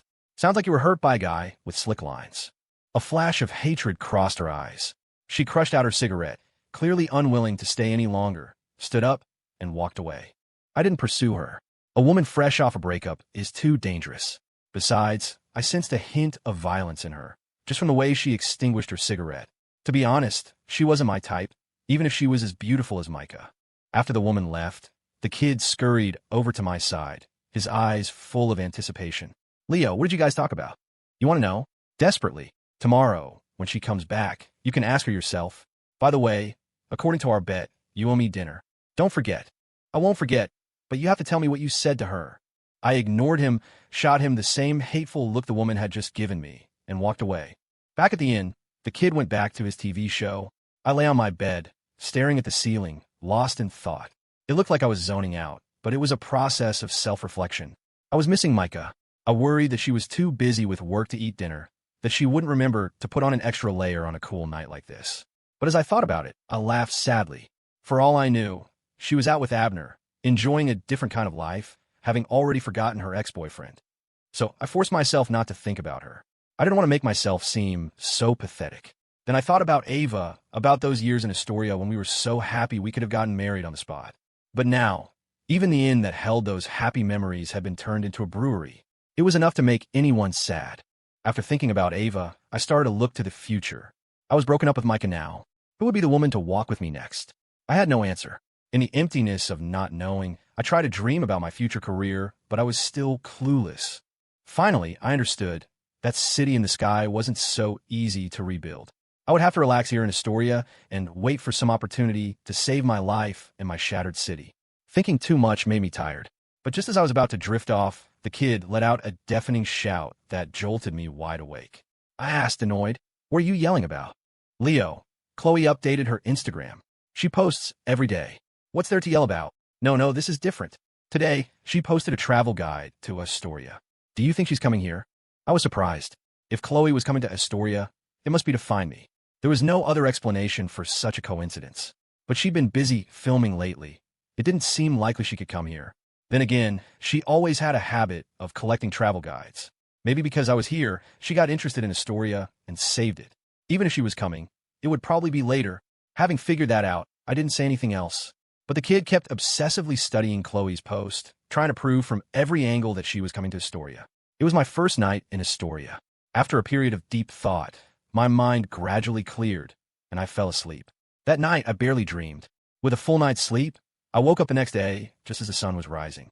I prefer to think of my time in Astoria as a way of life, not a vacation, so I got up early, left the inn, and had some breakfast. Breathing in the fresh morning air, I walked along the winding, historic streets with no destination in mind. When I got tired, I sat by the waterfront and rested. The sun began to spread its warmth over every corner of Astoria. Yesterday's weather forecast had said today's high would reach the high 60s, the warmest day since the new year. The air was filled with the scent of warmth, of flowers, of the river. No wonder people considered this a sanctuary for the heartbroken. The scenery was picturesque. There was a community of fellow sufferers, and there was always the hope of meeting someone in Astoria who understood the true meaning of love, who had distilled its warmth, and who would offer it to you without reservation. Sitting on the steps by the riverbank, I lit a cigarette and enjoyed the warmth of the sun as I exhaled. Across the water, I saw the woman in the red jacket again. Apparently, she came here in the mornings too. The kid just slept too late to have noticed. I picked up a flat stone from the ground beside me, flicked my wrist, and sent it skipping across the water toward her. But the river was narrower than I thought. The stone skipped across the surface, kicked up a splash, and flew right at her. She couldn't dodge in time. The water splashed her pants, and the stone, its momentum mostly gone, hit her arm. I quickly called out an apology. "Hey, sorry about that. I didn't think it would go that far. Are you nuts? We're all a little nuts. Or why else would we be here in Astoria by ourselves?" She didn't reply. Instead, she picked up a sizable rock from the ground, and with a retaliatory heave, threw it at me. Her aim was off. It didn't hit me, just landed in the water near the bank, but it still splashed me. I just shook my head and smiled, not saying anything. After all, I was the one who started it. I made another apologetic gesture, then sat back down. She had already turned and left. But Astoria is a small place. As long as neither of us left town, we were bound to run into each other again. Still, thinking about how rudely I had treated Micah when we first met, I didn't quite understand myself now. I guess I had changed. I was less excitable. In the old days, I would have definitely run across the bridge to argue with her. Logic be damned. Around 10 in the morning, I went back to the inn. The owner was just as he had been yesterday, sitting at the desk-turned reception counter, smoking, showing no emotion. I was curious why the guitar hanging by the door had no strings, so I smiled and asked him, "Hey man, how come that guitar you have hanging outside has no strings?" He looked up, glanced toward the door, and then said to me, "It's for decoration. Strings don't matter." His eyes told me there was more to the story, but it was his private business, and I chose to respect that. His cigarette was almost finished. I offered him one, lit one for myself, and asked through the drifting smoke, "You probably know all the bars around here, right?" "Yeah, take me out for a tour tonight. I don't want to get ripped off by the tourist traps." He nodded. "Sure, just let me know when you want to go." I gave him a grateful smile and went back to my room. The kid, my roommate, had just gotten up and was in the bathroom. "Leo, what do you want for lunch?" "My treat. Let's just order something in. I don't feel like going out." "You got it," I replied. "Awesome. Leo, I think we're really in sync. I don't like going out for lunch either. You know what kind of animal has that habit? Tell me." "Maggots. They're afraid of the sunlight, right?" The kid had a revelation. "Leo, you're so perceptive. I never knew how to describe my life, but now that you mention it, I really do live like a maggot." I didn't say anything else. In reality, with all the years I'd spent in nightclubs, I lived more like a maggot than he did. If I'd been willing to work hard back then, to strive for something, at least I wouldn't be doing worse than Ben now. And the only reason I hadn't been willing to strive was love. I guess I was just a maggot, living in the rot of dead love. The kid came out of the bathroom, sighing dramatically, and asked me for help. "Leo, do you think there's any hope for me? Tell me your current plans, and I'll help you analyze the situation. The most urgent thing is to find a girlfriend and lose my virginity." I cut him off. "You're kidding me, right?" But the kid was completely serious. "Leo, I'm not kidding. You don't know how empty and lonely I feel every weekend when I see my roommates all going out with their girlfriends. Why else would I come to Astoria alone to wait for a hot encounter?" "Jesus Christ, how desperate are you?" I replied, speechless. "If you're a virgin, you're desperate, unless there's something wrong with you." The kid, once again, used his irrefutable logic to shut me up. The world of virgins was too hard to understand. In my silence, the kid wailed again, "Oh God, please grant me a woman. I'd be happy with someone who is just 1% as beautiful as Chloe." 1% of Chloe's beauty, I thought. What would that even look like? My understanding of his desperation reached a new, more vivid level. While we waited for our food to be delivered, the kid continued to watch his show, and I was tortured by boredom. Finally, I pulled my phone, the one with no SIM card, from my backpack. I stared at the WhatsApp icon for a long time. All I had to do was connect to the room's Wi-Fi, and I would be back in touch with the outside world. But if I did that, what was the point of snapping my SIM card? Besides, from the way she had decisively pushed me away and gotten into Abner's car, I didn't believe she would be sad about my departure. Maybe all she wanted was a gardener, and once the gardener, did something I wasn't supposed to, she was no longer willing to give me her love. Thinking about it that way, it was a truly strange love affair. I finally put the phone back in my backpack and, until the food arrived, briefly emptied my mind. Suddenly, the kid yelled again, "Holy crap. I'm so happy I could die." "Leo, I'm gonna die." I replied impatiently, "Go ahead and die. I'll eat your lunch for you." The kid, clutching his laptop, leaped from his bed to mine, shoved the computer in my face, and stammered with excitement, "Look, Chloe, P8.She. She replied to me on Instagram." I leaned in surprised and saw what had happened. First, the kid had commented on Chloe's post. "I'm in Astoria right now." Then Chloe had replied with 5 words. "Dude, is it any fun?" I had just put the laptop down when the kid grabbed my shoulders and started shaking me violently. Leo, what should I reply? How do I reply so I sound smart?" He was shaking me so hard it was making me sick. I kicked him off the bed, then immediately replied to Chloe for him on Instagram. "Don't call me dude, please call me the Virgin." Then I burst out laughing. Wes scrambled up from the floor and snatched the laptop back from me. When he saw the comment I'd posted on his behalf, his face just deflated. He looked like his whole world was collapsing. After a long moment, he turned to me. "Leo, you're not even human." I feigned innocence. "Hey, you're the one who's always bragging about being a virgin." I didn't say anything that wasn't true. "But you don't say that on your goddess's Instagram. It makes me sound like a total creep." I try to console him. "Look, she gets so many comments, she's not even going to see yours, right? She already replied to my first one. She was probably waiting for me to write back. There's no way she'll miss it." I was a loss for words again. Finally, I sighed. "Okay, look, this one's on me. My bad." "All right." "No, not all right. You have to fix this. Explain it to her. Are you kidding me? She's a huge star. How is some random nobody like me supposed to explain anything? Look, stop making that face. I'll take you out to a bar tonight, get you a drink. My treat. You're buying? Yeah, I'm buying. That seemed to placate him, though he kept muttering under his breath, shooting me resentful looks. I still couldn't wrap my head around his whole worldview, so completely defined by his virginity. After we finished our takeout, I was faced with another afternoon of absolutely nothing to do. I wandered out to the motel's front desk and struck up a conversation with the owner. Hey, I said, you guys busy right now? He just shook his head. Slow season. Business is always bad. I offered him a cigarette, which he took. Hey, don't take this the wrong way, I said, lighting it for him, but the rooms here, the amenities are a little rough. Compared to the other motels, you're not offering much for the price. He answered without any change in expression. You still checked in, didn't you? I checked in because of that stringless guitar hanging by your door. You a musician? A hobbyist, I guess. He nodded slowly. I'll take you to a bar tonight. The owner there likes to play. You two could jam, talk shop. Sound good? I paused for a beat, then asked, this motel, is it your own property, or are you renting? Renting. I couldn't help but worry for him. If business is this slow all the time, it must be tough to keep the doors open. He took a heavy drag from his cigarette and exhaled a thick cloud of smoke. Competition's fierce. I've been losing money since the second half of last year. If I can't hold on, I'll just have to shut it down. Despite his cold demeanor, his words were laced with a deep affection for the failing motel. I clapped him on the shoulder. Hey, tourist season is only a couple of months away. If you can just hold out, I'm sure you'll make it through. He glanced at me, but said nothing. That's when it hit me. He probably didn't even have the money to last another 2 or 3 months.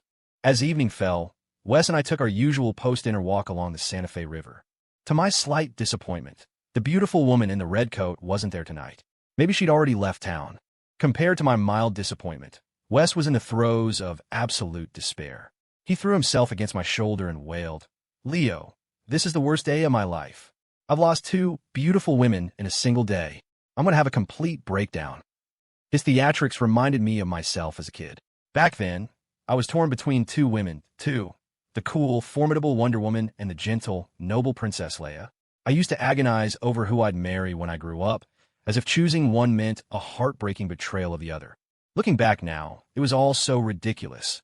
Neither of them had anything to do with me. I imagined Wes had suffered a similar internal conflict, torn between Chloe and the woman in the red coat. That's why he was mourning the loss of 2 beautiful women. But I couldn't bring myself to laugh at him. There was a kind of pure, unadulterated happiness in those consequence-free fantasies, the kind that only a virgin could have. I'd long since lost that primitive drive for delusion, and that's why my life felt so damn boring. When we got back to the motel, I asked the owner to take us to that bar. He led us to a small music joint called the Drifter's Rest. The owner, a guy named Finn, smiled when he was introduced to me. So, you come to Santa Fe to heal a broken heart or to find a little trouble? I returned his smile. Heal a broken heart. Finn clapped me on the shoulder. Then you came to the right place. Grab a beer, listen to some music. I applauded, eager for the show. Wes and I got a couple of beers and found a table near the small stage. Finn, holding his guitar, asked me for a request. Without even thinking, I said the name of the song, Rearview Mirror. I wanted to hear if it sounded as gut-wrenching when someone else sang it. Finn gave me an okay sign, then strummed the opening chords. He sang it calmly, but his voice was saturated with emotion. You couldn't say he didn't capture the song's essence. He just expressed it differently. It probably came down to personality. It's why, after my breakup, I couldn't find any peace, just the jagged, tearing edge of pain. After the song, Finn walked over with his beer and clinked his glass against mine. Hey, brother, he said with a grin. The owner of your motel, Cole, said you play. You should get up there later, liven the place up. I nodded. The truth was, I loved singing in a place like this, for people who all had their own stories. We drank and chatted while another musician played. Suddenly, Wes was tugging frantically at my sleeve, pointing toward the door. I turned instinctively. Walking into the bar was the beautiful woman in the red coat. She strode toward the stage without a glance to either side, stopping at a large, open guitar case next to the stage. It took me a second to realize it was the tip jar. She pulled a red wallet from her handbag, took out a thick wad of cash. It had to be $300 or $400, and dropped it into the case without even counting it. Then she found a quiet corner and sat down. My jaw dropped. I couldn't believe how rich she was. She treated that kind of money like it was scrap paper. From across the room, Finn gave her a grateful fist-to-palm gesture. She gave a slight nod in return, her eyes flicking over to me for just a second before returning to the stage. Seeing the shock on my face, Finn chuckled. That woman's been coming in here for a few days now. Always drops a huge tip. The most was $530 in one night. I just shook my head in disbelief. The world of the rich is not for us mortals to understand. Finn nodded in agreement, then clapped my shoulder again. All right, that was Sarah. She's done. Your turn. Go on up and play something for all these fine folks from all over the country. I nodded, cleared my throat, and walked toward the little stage. As I stepped onto the small stage to a smattering of applause, I took the guitar from the previous musician and strummed a few chords, trying to decide what to play. After a moment, I settled on an old, obscure indie song called Relative. The lyrics seemed to capture everything I'd been feeling in my recent relationship. Facing you, your beauty makes me feel ashamed. I ran myself ragged, just trying to keep up, but I only grew more tired in the chase. I strummed the opening chords. I didn't have the energy to sing it with the raw, tearing anguish I felt inside. So I relaxed, letting the melody flow calmly. I sang, and in the singing I remembered. And in the remembering, my voice grew softer, lighter, until it was almost a whisper, choked with emotion. That's when I finally realized it. In that love affair that had just ended, I had been wrong, too. Subconsciously, that's why I needed a place like Santa Fe so desperately. When the song ended, the room filled with applause. Finn, the bar owner, immediately shot me a thumbs up, validating my performance. Even the woman in the red coat joined in, clapping along with everyone else.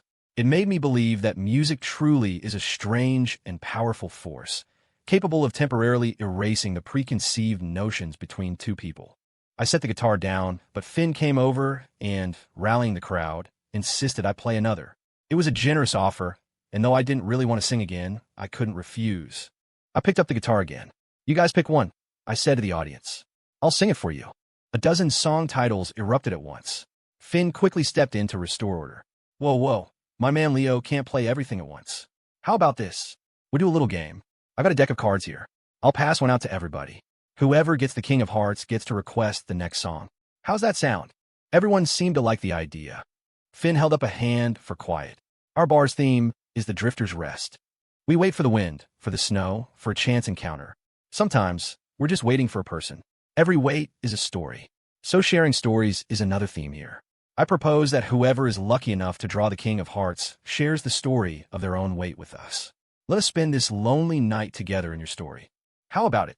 With a chorus of approval, Finn started shuffling and dealing the cards. There was only one King of Hearts. As people realized they hadn't gotten it, a murmur of disappointment went through the room, followed by a rising curiosity about who had. Then, the woman in the red coat held up her card for everyone to see. The King of Hearts is with me. I stared at her, astonished by the coincidence. The odds were 1 in 52. Finn took the card from her and walked back over to me. He leaned in and whispered. I stacked the deck.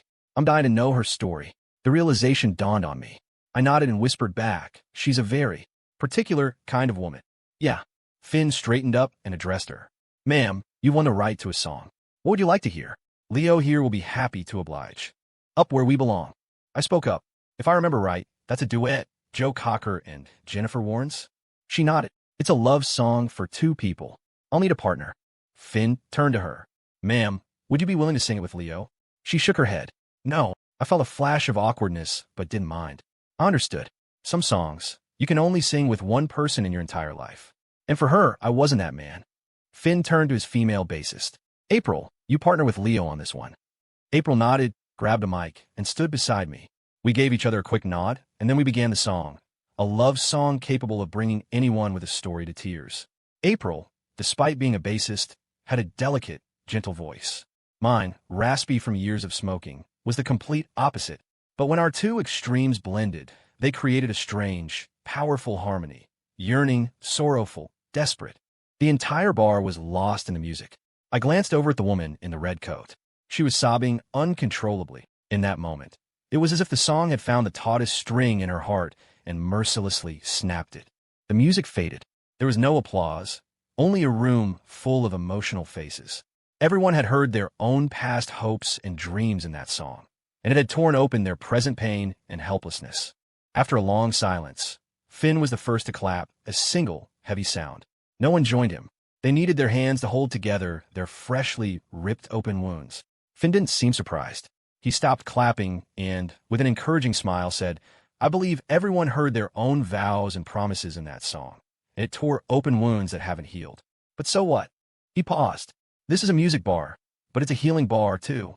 In all my years running this place, I've seen so many people come in here, drowning in pain, looking for comfort. And a lot of the time, they don't find comfort. Instead, their wounds get ripped open until they're raw and bleeding.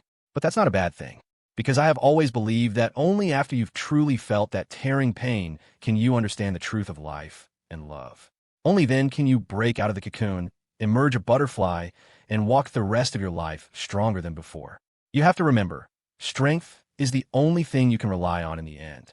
Because as long as you're alive, there will be pain. No one can escape it. The silent crowd finally erupted in applause for Finn. I think I finally understood.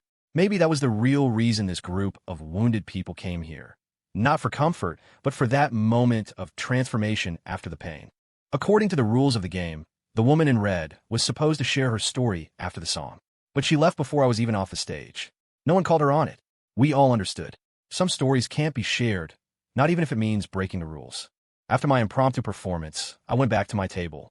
Wes was sitting there with a deeply profound look on his face, lost in thought. After a long moment, he turned to me. Leo, I've decided being a virgin is better. Love is way too scary. I didn't know how to respond to such a bizarre takeaway, so I just lit a cigarette in silence. Then, his face twisted in anger. Right. I'm furious right now. What now? Chloe saw the comment. She blocked my account. You executioner. I hate you. I replied without thinking. Is that really a big deal? I'll just have her unblock you later. Wes's eyes went wide. He stared at me for a full minute. You'll have her unblock me? Leo, did I hear you right? I just smiled. I know her. He looked at me like I just told the world's worst joke, his face contorting. Huh, you know her, right? Who's gonna believe that? She's a celebrity, a rising star. You think I'm kidding? You're bullshitting so hard you might actually die from it. I sighed. Fine, then you'll stay blocked. Nothing I can do if you hate me for it. Wes made a throttling gesture on my neck, then let out a deep sigh and chugged the rest of his beer in one go. He really did hate me. It was just after 9 when we left the bar. Wes and I walked side by side down the stone-paved street, shrouded in darkness. Halfway back, I decided I wanted to sit by the Santa Fe River for a while. There was nothing to do back at the motel anyway. But Wes was in a hurry to get back and watch Chloe's show. Our paths diverged. I wandered alone along the river until I found a quiet, secluded spot and sat down on the stone steps leading to the water. I instinctively reached for my pocket, only to find the pack of cigarettes I'd bought was already empty, finished off at the bar. The lack of nicotine amplified my boredom. I started fiddling with my lighter, my eyes fixed on the dark, flowing water. My mind drifted. I no longer expected to see the reflection of my city in the sky here. I knew I hadn't repaired it yet. I was just as lost as when I'd first arrived. A breeze rustled past, carrying with it the sound of approaching footsteps. I was about to turn when a pair of hands covered my eyes from behind. She disguised her voice, pitching it high like a child's. Leo, little Leo, guess who it is? A wave of Lancombe's La Vie Estate belle floated into my nose. Of all the women I knew, only one wore that perfume. Let go. Stop messing around. Did you guess who I am? Aren't you busy filming? What are you doing in Santa Fe? She finally dropped her hands and circled around to my front, crouching down to look at me. How did you know it was me? Your perfume gave you away. You're amazing. The nose of a bloodhound. Hey, watch it. Chloe ignored my complaint and sat down close beside me. Still confused, I asked, are you done with your shoot? I finished up all my scenes for the week yesterday. She paused, then added softly, I wanted to come see you. All the way out here? Was it worth it? What's worth it between friends? You should be focusing on your work. You're a big, adored star now. Chloe took off her sunglasses and mask, smiling at me. In front of you, I'm just Chloe. Her words touched me, but I didn't know how to handle the sudden sentimentality. I chose silence. Leo, I feel so lucky, she said. I got to Santa Fe this afternoon, and I ran into you tonight. You'd be lucky if you ran into me the second you arrived. This town isn't exactly huge. Chloe playfully slapped my arm, then linked hers through mine, just like old times. Why do you always have to contradict me? Because I'm a pain in the ass. It's what we do. At least you know it. Do you have any idea how many people were worried sick, losing sleep over you when you just disappeared like that? I didn't believe for a second that anyone was worried about me. Are you one of them? I joked. She shook her head. Doesn't count. I was the only one who knew where you were going. The one who was really worried was Micah. Her. Yes, her. Would you believe me if I told you she flew to New York to find me yesterday? I shook my head. She really did. She looked exhausted. I was still skeptical. Why would she look for you? Because CC told her that if you left Portland without going back to Indianapolis, you'd have to borrow money. And the only people you'd borrow from are Ben, Robin, CC, and me. After ruling out the other three, that just left me. But I wouldn't necessarily tell you where I was going. Ever heard of a desperate gamble? For Micah, I was the last shred of hope. And luckily for her, she gambled right. I knew you were in Santa Fe. So you told her? No. I felt that if she was going to find out where you were, it shouldn't come from me. That would hurt her too much. So I came to Santa Fe myself to tell you that she was looking for me, so you could decide for yourself whether to contact her or not. You make it sound so real. It is real. I'll swear on it if you don't believe me. I stared hard at Chloe, searching her face for any trace of a lie, but there was none. And she had no reason to lie. The doubt in my heart began to waver. Chloe waved a hand in front of my face. Leo, why are you staring at me like that? I finally looked away. Even if I believed her, it still felt like a dream. Why would Micah go all the way to New York to find Chloe just because I disappeared? Chloe nudged me out of my silence. Tell me, what happened between you two? We broke up. Who said first? The question stunned me. After a long moment, I said no one said it, but we really did break up. Chloe's eyes widened. Are you sure it's not just you thinking you broke up? A jolt went through me. But then the image of her pushing me away, her face resolute as she got into Abner's car, flashed in my mind. I shook my head. It's not just in my head. Some things, other people might not know, but she and I know, they happened. I think our pathetic, short-lived love story was torn apart by bullshit reality. Chloe didn't press any further. Instead, she smiled. Well, I've told you what I came to tell you. What you do next is your decision. But tonight belongs to me. This is my first time in Santa Fe, and you have to show me around. All right, let's go exploring. Chloe stood up first, then pulled me to my feet. Which way? West. There's a convenience store over there. I need to buy a pack of cigarettes first. As I bought the cigarettes and took the first drag of that familiar smoke, the calm I'd felt all day was suddenly shattered. An unexpected impulse threatened to break through the defensive walls I'd built around myself. I want to send Micah a message. To tell her, I'm okay. Chloe and I found a quiet cafe with a second-floor balcony overlooking the river. We sat there, sipping our drinks and talking while we watched the Santa Fe night. It wasn't long before other customers recognized her, asking for autographs and photos. Chloe graciously complied with every request, then put on a pair of enormous sunglasses to avoid any more interruptions. I couldn't resist teasing her. Well, that's it. You'll never have a private life again. You think that's a bad thing? I thought about it. For you? Probably not. This is the life you always dreamed of, after all. But one day, I'll get tired of it. Then enjoy it while you still can. Chloe nodded and fell silent, seemingly lost in thought. Her silence gave me space to get lost in my own. A detail that didn't make sense suddenly clicked into place. Micah knew I'd gotten that $50,000 commission from Ava, so why would she think I'd need to borrow money to leave town? There was only one explanation. She'd gone to see Ava, or Ava had gone to see her. What did that mean for me? I didn't know, and I didn't want to think about it too deeply. I was in Santa Fe now, far from Portland. Some things weren't worth revisiting. I told myself not to let that one night of love and hate curdle into sorrow. The night deepened. The cafe owner informed us it was closing time. We had no choice but to leave. As we wandered through the narrow, stone-paved alley again, I asked her, "How long are you planning to stay in Santa Fe?" "A week, maybe. But if it's inconvenient for you, we can just do our own things." "Okay, sounds good. Let's do our own things." Chloe ripped off her sunglasses and glared at me. "What are you looking at me like that for? Do I not even have the right to be a woman and say the opposite of what I mean in front of you? Only little girls do that. You're a big shot now, a dazzling star." I kept teasing her, unbothered. "Yeah, what's a big shot like me doing in Santa Fe looking for a loser like you?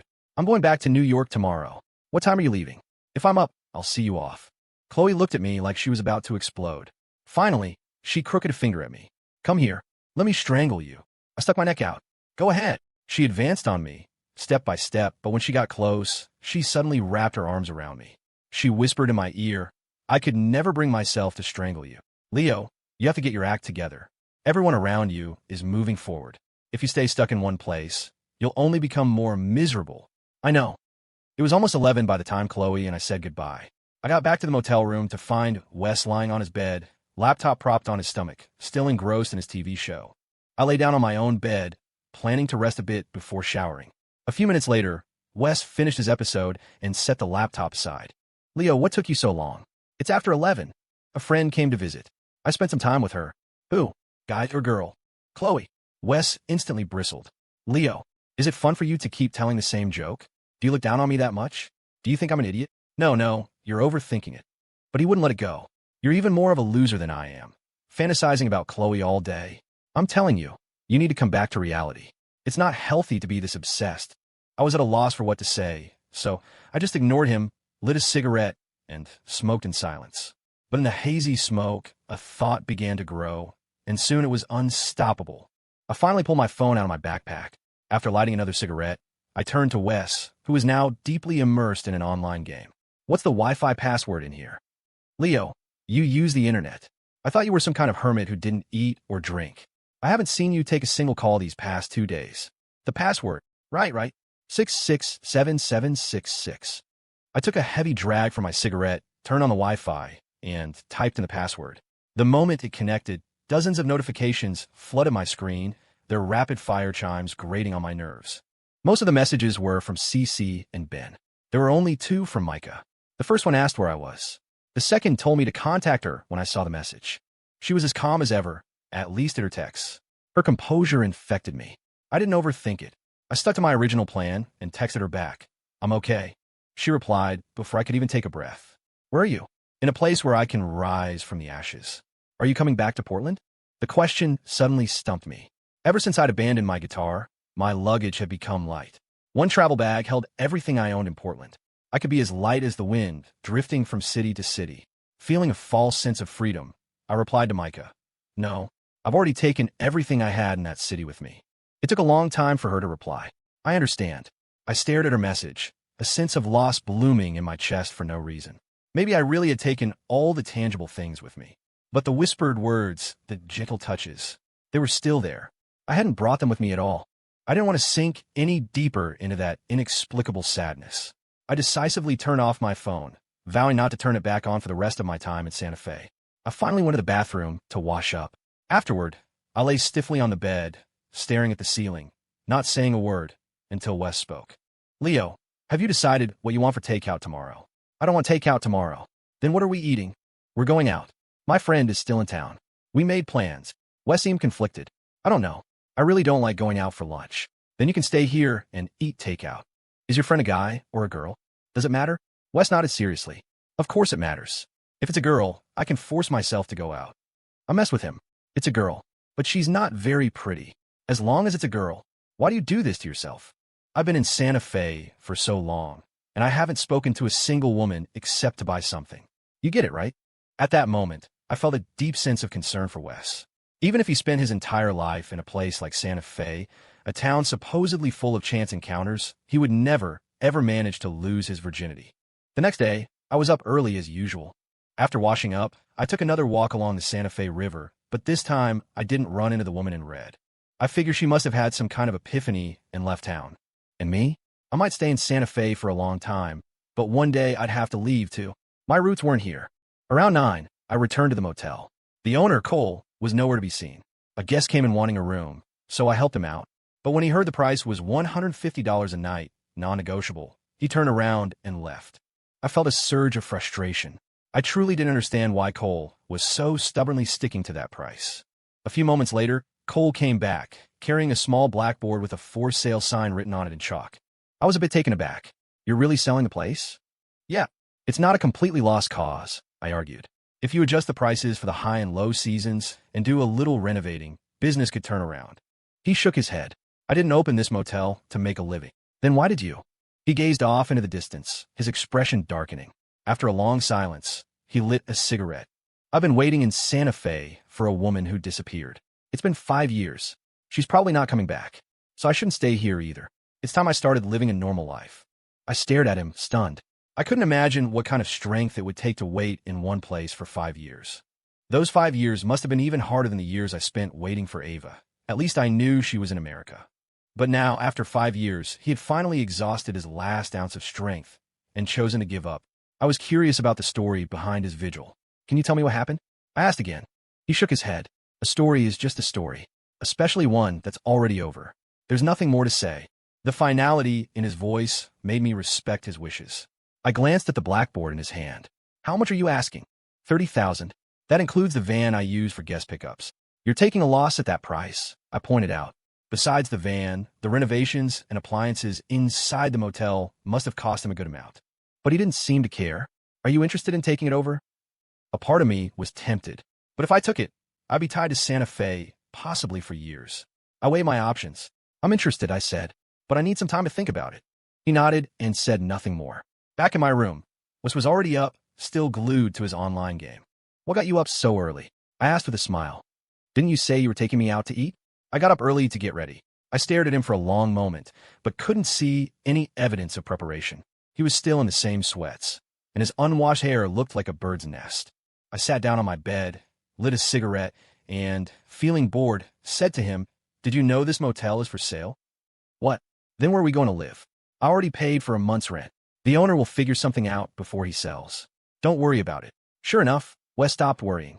He nodded, and his attention snapped back to his game. I picked up a slipper from the floor and tossed it at him, instantly getting his attention back. Leo, what now? What would you think if I bought this place? For real, I don't have a job right now. I was thinking running a motel could be pretty cool. Wes lit up as if he'd just had a revelation. Do it. Why not? If you need a hand, I can work for you. You sure this isn't just a whim? Wes looked at me with complete seriousness. Leo, it's not a whim. Think about it. Working for someone else after graduation is so boring. It would be way better to stay here in a beautiful place like Santa Fe and check out the girls every day. If that's your attitude, then don't even think about working for me. What should my attitude be then? If I really decide to take over this motel, I'm going to run it professionally. In a few years, we'll have our motels in tourist spots all over the country. That's my goal. Do you think I'd be happy with you treating my grand vision like it's just for fun? Wes's mouth fell open. He stared at me. Leo, are you kidding me? A national chain of motels? That sounds like a dream. Dreams often start in some forgotten corner. But there are hundreds of thousands of motels in this country, and you hardly see any chains. It's too hard. I smiled. Compared to that, I think your dream of losing your virginity is a little harder to achieve. Wes gave me a look of utter despair. After a moment, he skipped over the virginity topic. So, do you have the money to buy this place? No, but there are ways to get it. How about we be partners? If we really do become a national chain one day, I'll be known as a strategic investor with incredible foresight. Partners? You're a broke loser. Where are you going to get the money to invest? I can sell my gaming account. It's worth at least $3,000. I looked at him doubtfully. He pressed on. Leo, the universe is fair. It made me a virgin for this long, so it must have given me talents in other areas. I'm an absolute gaming master, and my major in college was game development. I sighed. What has this world come to when you can make $3 grand playing video games? Wes grinned proudly. So, Leo, let's open a motel together in Santa Fe. I had one last out. Won't your parents have a problem with this? Nah, Santa Fe isn't that far from home, and I just graduated. They don't have high expectations for me yet. Besides, opening a motel is a kind of startup, right? We Zhejiang people are all about entrepreneurship. I nodded, weighing the idea one last time. Since I had no reason to go back to Portland, why not choose Santa Fe for now? And after being lost for so long, I really did need a business of my own, even if it was just a small one to start. Having made up my mind, I finally looked at Wes's expectant face and said, all right, let's let the dream take root and blossom here. Wes clapped his hands in excitement, as if he'd already accomplished something monumental. I smiled at him. Okay, now go take a shower and clean yourself up. I'm introducing you to my friend in a little while. Wes nodded, grabbed his change of clothes, and bolted into the bathroom. A few minutes later, Wes emerged from the bathroom, completely transformed. He'd finally changed into a decent set of casual clothes that made him look alive. Leo, how do I look? I nodded in approval. Not bad. Much better than before. A pleased look spread across his face. He ducked back in the bathroom, applied some wax to his hair, and then, brimming with confidence, slung his backpack over his shoulder, ready to go. On the way to the restaurant, Wes was still intensely curious about my mystery friend. Leo, you got a picture of your friend? Let me see, so I'll recognize her when we meet. What's with the pictures? You'll see her in a minute. Just be patient. What's the big deal? Just let me see. The problem is I don't have one. Sigh. She must not be pretty. Otherwise, you'd have been showing off her picture by now. After all, you're just an old, inexperienced virgin yourself. Keep talking and see if I don't kick you into the river. I made a motion as if to kick him. Wes dodged, smoothing his hair. Getting kicked in a river is no big deal. But messing up my carefully styled hair? That would be terrifying. I reached out, ruffled his hair into a bird's nest, and took off running. Leo, and I respected you so much. Are you even human? Get back here. Let me kill you. You? In your weak, loser state? Kill me. Wes was speechless. A little while later, Wes and I arrived at the upscale restaurant where we were meeting Chloe. We walked up to the second floor, arm in arm. Wes looked puzzled. Leo, why are we going upstairs? They have private rooms up here. There are only 3 of us. Do we need a private room? Yes, we do, I said impatiently. Your friend must be loaded. Getting a private room for just 3 people. Didn't you see the sign downstairs? There's a $200 minimum for the private rooms. As we were talking, a waitress led us to the room that had been reserved. She knocked lightly on the door. Ma'am, your friends are here. Please come in. A look of delight crossed Wes's face. He leaned in and whispered, Leo, from the sound of her voice, your friend must be beautiful. I had no time for his glee. I pushed open the door before the waitress could and walked in, with Wes close behind me. As soon as we entered, Chloe complained, Leo, I've been waiting for you for almost 20 minutes. You're such a diva. I brought a friend who likes to dawdle. He spent half an hour in the bathroom just doing his hair. I immediately shifted the blame for our lateness onto Wes. Chloe leaned forward to look at Wes, who was hidden behind me. I cooperatively stepped aside, and Wes and Chloe officially met. Chloe smiled at him. Hi, nice to meet you. Wes's expression was so exaggerated, it looked like the zits on his face might pop. He couldn't speak. He grabbed onto me and stammered, Leo, my legs are weak. I glanced around the small private room. Well, you're out of luck. There's no 10 meters of space in here for you to compose yourself. Chloe looked confused. What's wrong with your friend? He just saw the goddess of his dreams in person. I think he's so happy he's about to have a breakdown. Chloe smiled at the flustered Wes. Am I that scary? Wes shook his head vigorously, but still couldn't form words. His legs really were weak. He was just a college student. He'd never had the chance to be this close to a star from the silver screen. I clapped him on the shoulder. Come on, pull yourself together. Stars are people too. For instance, the one in front of you is just a woman who gets her period. My crude remark earned me a sharp glare from Chloe. I ignored it and pulled a still-dazed Wes to sit down next to her. Chloe didn't press the issue. Just like old times, she played the part of the waitress, pouring me a cup of tea, then pouring one for Wes. I don't think I caught your name, kiddo. Wes tensed up again, his whole body stiff with awkwardness. My name is Wes Joe. Trying to lighten the mood, I joked, also known as the kid or the virgin. Chloe suddenly seemed to remember something. You're the one who left that comment on my Instagram, aren't you? Wes instantly became articulate, pointing a finger at me. It was him. He used my account to reply. A look of understanding crossed Chloe's face. I was wondering who would be so bold as to mess with me like that. So it was you degenerate. It's all in good fun. Chloe leaned in close to me, lowering her voice. Are you really a virgin?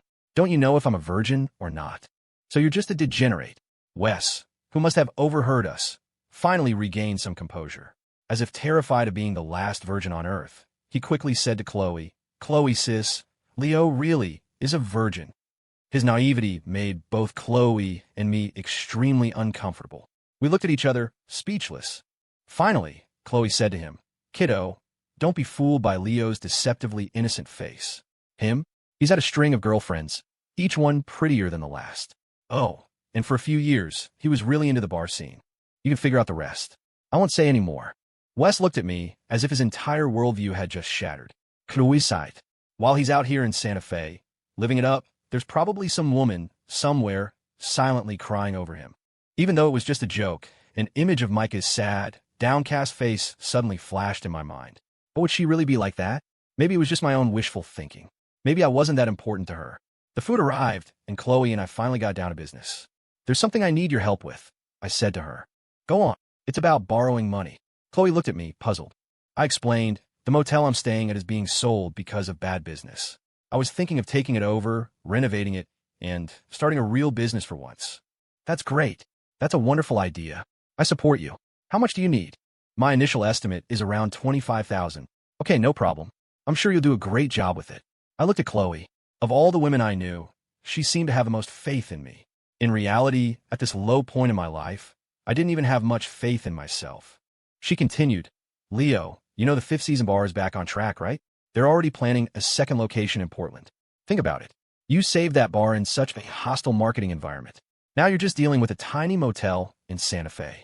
It'll be no problem at all. I looked at Chloe's sincere face, and a surge of confidence ignited within me. Yeah, I saved the 5th season. What's a little motel compared to that? In that moment, I was certain I would set sail from this small town of Santa Fe. Maybe only after achieving some measure of success would I find a reason to return to Portland and Indianapolis. After lunch, the 3 of us went back to the nameless motel. The owner, Cole, was still sitting at the front desk, smoking, a look of melancholy on his face. He was about to say goodbye to the place that had been his companion for 5 years. Chloe, still wearing her sunglasses and mask, stood beside me. Wes stood behind us, as if afraid of being scorched by her starlight. I looked around the motel and finally said to Cole, "I've decided. I'll take it." He nodded and pulled a sales contract from a drawer. "If the terms are okay with you, you can sign it." I picked it up. There weren't many terms, just a simple statement that I needed to pay a one-time transfer fee of $30,000.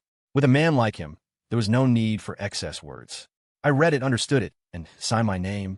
He handed me a copy of the contract. Chloe, standing behind me, transferred the money. Cole lit another cigarette, didn't even spare the motel a final glance, and silently pulled a suitcase from under his desk. He walked toward the door, but stopped in front of the stringless guitar hanging there. I went over to him. "If that guitar holds your past, you can take it with you," I said kindly. He shook his head. "No need. Maybe one day she'll come back.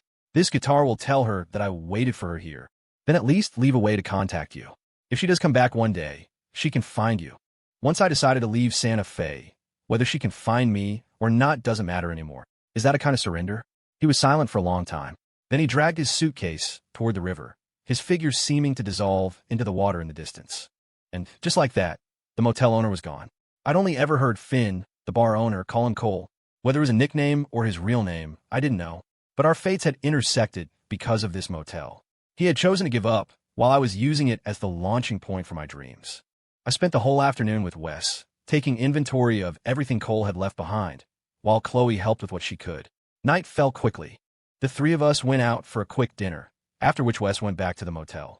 Chloe and I took a walk in the evening quiet along the Santa Fe River. "Leo, are you going to stay in Santa Fe all year?" I nodded. "That's not so bad. It's close to Portland. It's only an hour or so to get back." "Why are you bringing up Portland?" "Because there's someone in Portland you can't forget." I said nothing. I wasn't even sure if "can't forget" was an exaggeration. "I'm curious. Did you ever contact Mike again?" "I did." Chloe was silent for a moment. Then she smiled. "What did you say?" "She asked if I was coming back to Portland." "And what did you say?" I said no. "And what did she say?" "She said she understood." Chloe looked at me and gave me a little push. "Keep going. That's it. There's nothing else to say." Chloe, either seriously or as a joke, suddenly blurted out, "That's it? I thought Micah was going to break up with you." "We already broke up. Is there any need to state the obvious?" "Of course. The reason neither of you is willing to say those 2 words is because neither of you wants to break up. You're just stuck on something, and that's what led to this situation." I looked at Chloe, wondering when my blunt, carefree friend had become so perceptive. But her insight made me uncomfortable. It felt like I was completely transparent to her, with no mystery left at all. Chloe continued. "That day Micah came to find me in New York, I was cold to her the whole time, giving her one-word answers. She didn't take the hint. If it wasn't for CC, I would have had my agent show her the door. Why would you treat her like that?" Chloe smiled, looking at me. "See? You still care about her." The subconscious doesn't lie. I finally realized she had been testing me. I tried to joke my way out of a topic I wanted to avoid. "Isn't she your fan? A mature actress should be polite to her fans." Pfft. Chloe quickened her pace and walked ahead. I ambled along slowly, my mind churning. She had already found a spot on the riverbank steps and sat down. I sat beside her, watching her slender figure reflected on the water surface. A strange emotion rose in me. "What about you?" I asked. "Any prospects on the romance front?" In our line of work, romance is a luxury. There's true love in the entertainment industry. For example, I stopped. The celebrity couple I was about to use as an example had recently gotten divorced. For example, who? There's true love in every circle. You have to believe that. Chloe didn't respond. She just stared at the river, a lost look on her face. For a moment, I saw a hint of confusion in her eyes, a confusion about love.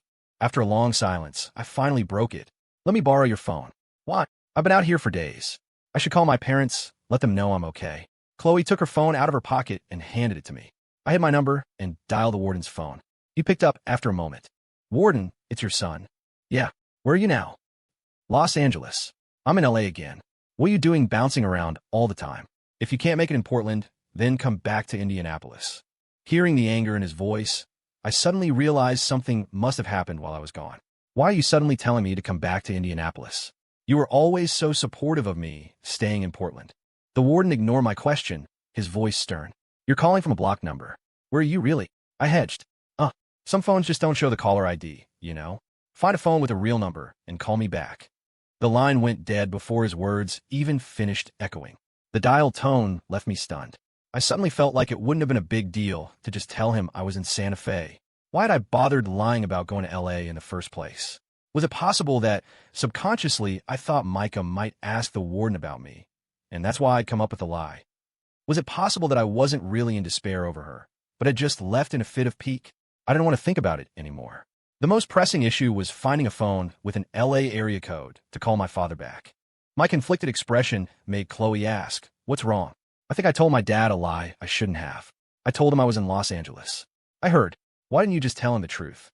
Mistakes are made in an instant. I wasn't thinking, whatever, I'll just tell him the truth. I turned off the caller ID block and dialed the warden's number again with Chloe's phone. He must have been waiting for my call because he answered immediately. Why is this a New York number? I'm using a friend's phone. Where are you really? I hesitated for a moment. Santa Fe. I'm in Santa Fe. What are you doing there? Clear my head. I don't have a job right now. Anyway, there was a long silence on his end. Then he said, Micah is right here. Say a few words to her. What? Why is she there with you? I'm in Portland on a business trip. She took me out to dinner tonight. This time, it was my turn to be silent. In my silence, the warden passed the phone to Micah. I could almost hear her breathing on the other end of the line. My heart started to hammer against my ribs. Are you in Santa Fe? Her voice was quiet. There was no point in hiding it anymore. Yes, I'm in Santa Fe. Is Chloe with you? I froze for a second, then understood. The warden had just asked me why it was a New York number. With Micah's powers of deduction, she would naturally know that Chloe was with me. Yes, she's right here beside me. A long, empty silence from her side of the line. Thank you for taking my dad to dinner, I finally said. But you don't have to do that anymore. Why are you doing this to me? Her voice trembled. No one knows better than you why I left Portland. It was because I got in Abner's car, wasn't it? Wasn't it? That day, I didn't consider your feelings. But have you ever considered mine? You're a princess, the center of everyone's universe. Does it make any difference to you whether I'm there or not? I could hear her crying on the other end. I couldn't bear to hear that sound, that heart-wrenching sob. I hung up. I handed the phone back to Chloe and lit a cigarette, my mind a mess. At that moment, I was sick of talking to Micah. I was afraid my heart would soften, only to be broken all over again. Chloe gave me a little nudge. Why the long face? Don't ask. She looked at me, her mouth open as if to say something, but she just nodded. Go back and get some rest. Don't overthink it. No matter how much you dislike this world, I, your friend, will always be a friendly face for you. Thanks. I returned to the motel, my mind in turmoil. Wes, surprisingly, wasn't playing games or watching shows. He was sitting on his bed, a dreamy, vacant look on his face. When he saw me, he snapped out of his daze. Leo, you're finally back. What's up? I've been thinking for a long time, and I just can't figure it out. How does a loser like you know a huge star like Chloe? We knew each other before she was famous. Wes nodded. I still can't believe it. I feel like I'm dreaming. I actually know a huge star. I smiled. Her fame has made you mythologize her. The truth is, before she made it, she had a really rough time. So, tell me about her before she was famous. Why are you so interested in her? I'm a fan. Isn't it normal to be interested? Hey, Leo, do you think you'll ever get together with Chloe? The thought of having a big star as a sister-in-law gives me such a superiority complex. It was a ridiculous question. I shot back impatiently. Do you think we'll get together? Well, it's hard to say, but I think she's really good to you. You could even say she's completely devoted to you. Something must have happened between you two. I paused. I remembered that one night with Chloe, how she'd gotten pregnant afterward and said the baby was mine. But I never thought it was possible. If it really was mine, why didn't she show me the ultrasound, the proof? Wes was still waiting for an answer. I finally said, we're just friends who've known each other for a long time. Don't overthink it. Oh, right? Why would a goddess like her be with you? Hey, Leo, do you think when she gets more and more famous, she'll forget about a loser friend like you? Maybe. I really hope that day never comes. I smiled. What does it have to do with you? Why do you care so much? If she doesn't even remember you, will she remember me? If you had this level of anxiety about anything else in your life, I'd be very proud of you. Wes chuckled. I didn't give him another chance to speak. I grabbed my dirty clothes and headed for the bathroom. I hadn't done laundry since I'd arrived in Santa Fe. I was a slob. After washing my clothes, I was exhausted, but sleep wouldn't come.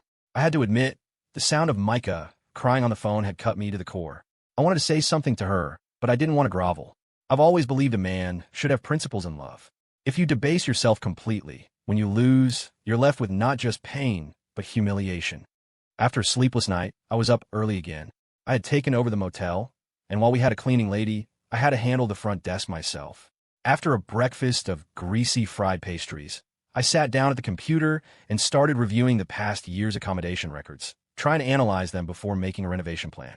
After an hour, the data was swimming in front of my eyes. I finally looked up and stared at the willow tree outside the door to rest my eyes. Suddenly, a Ferrari 458 roared in my line of sight. Then I saw Abner get out of the car. We were face to face again. I couldn't stand the sight of him. "How did you find me?" I asked, frowning. It's not hard to find someone in Santa Fe. I knew he hadn't come all this way for no reason. It had to be about Micah. I was about to ask when he took off his jacket. The muscles on his arms and chest strained against his tight, white tank top. He crooked a finger at me. "Last time you wanted to fight. Now I'm here in Santa Fe to give you that chance." "Are you fucking crazy?" Abner walked toward me, his face a mask of ice. He threw a punch. I instinctively leaned back, dodging it, but his other hand shot out and grabbed my jacket, pulling me so close our bodies were almost touching. The arm that had missed me bent, and his elbow slammed into my jaw. In those two movements, I knew he'd had professional training. There was no way for me to dodge. The blow felt like it split my jaw open. The salty taste of blood filled my mouth. Abner let go of me after that one strike. I wiped the blood from my mouth, my eyes darting around for something to use as a weapon. "You know I'm not fighting you." I didn't answer.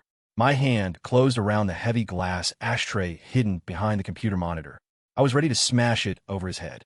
The impulse to violence had taken over again, and I didn't care about the consequences. Just as I was about to swing, Abner spoke again. "If I hurt you, Betsy will be upset. Besides, I didn't come to Santa Fe to show off. I came to get an explanation for her."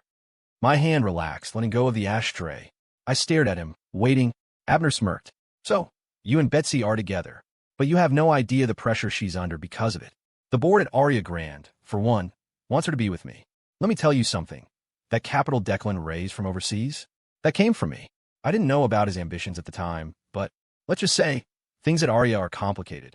You'll understand later. Betsy doesn't have many friends, so she tells me when she's unhappy. Every time I told her to give up on you, she'd happily tell me how safe you made her feel, how full of hope you made her." My heart clenched. Abner didn't give me time to think. "I don't want her with you," he continued. "You're not stable. You're too much of a street punk. I tried to warn her so many times, but she never listened. And that's what led to that night." "What about that night? Explain it to me." The truth is, I saw you waiting downstairs at Aria that night. I called her. I told her I wanted to test you. I bought flowers, made it look like I was going to confess my love to her. I guess you'd lose your cool and try to fight me. Betsy insisted you wouldn't. She thought you'd learned your lesson from the bar incident. She told me not to be so childish." Abner paused. "A woman in love is a fool.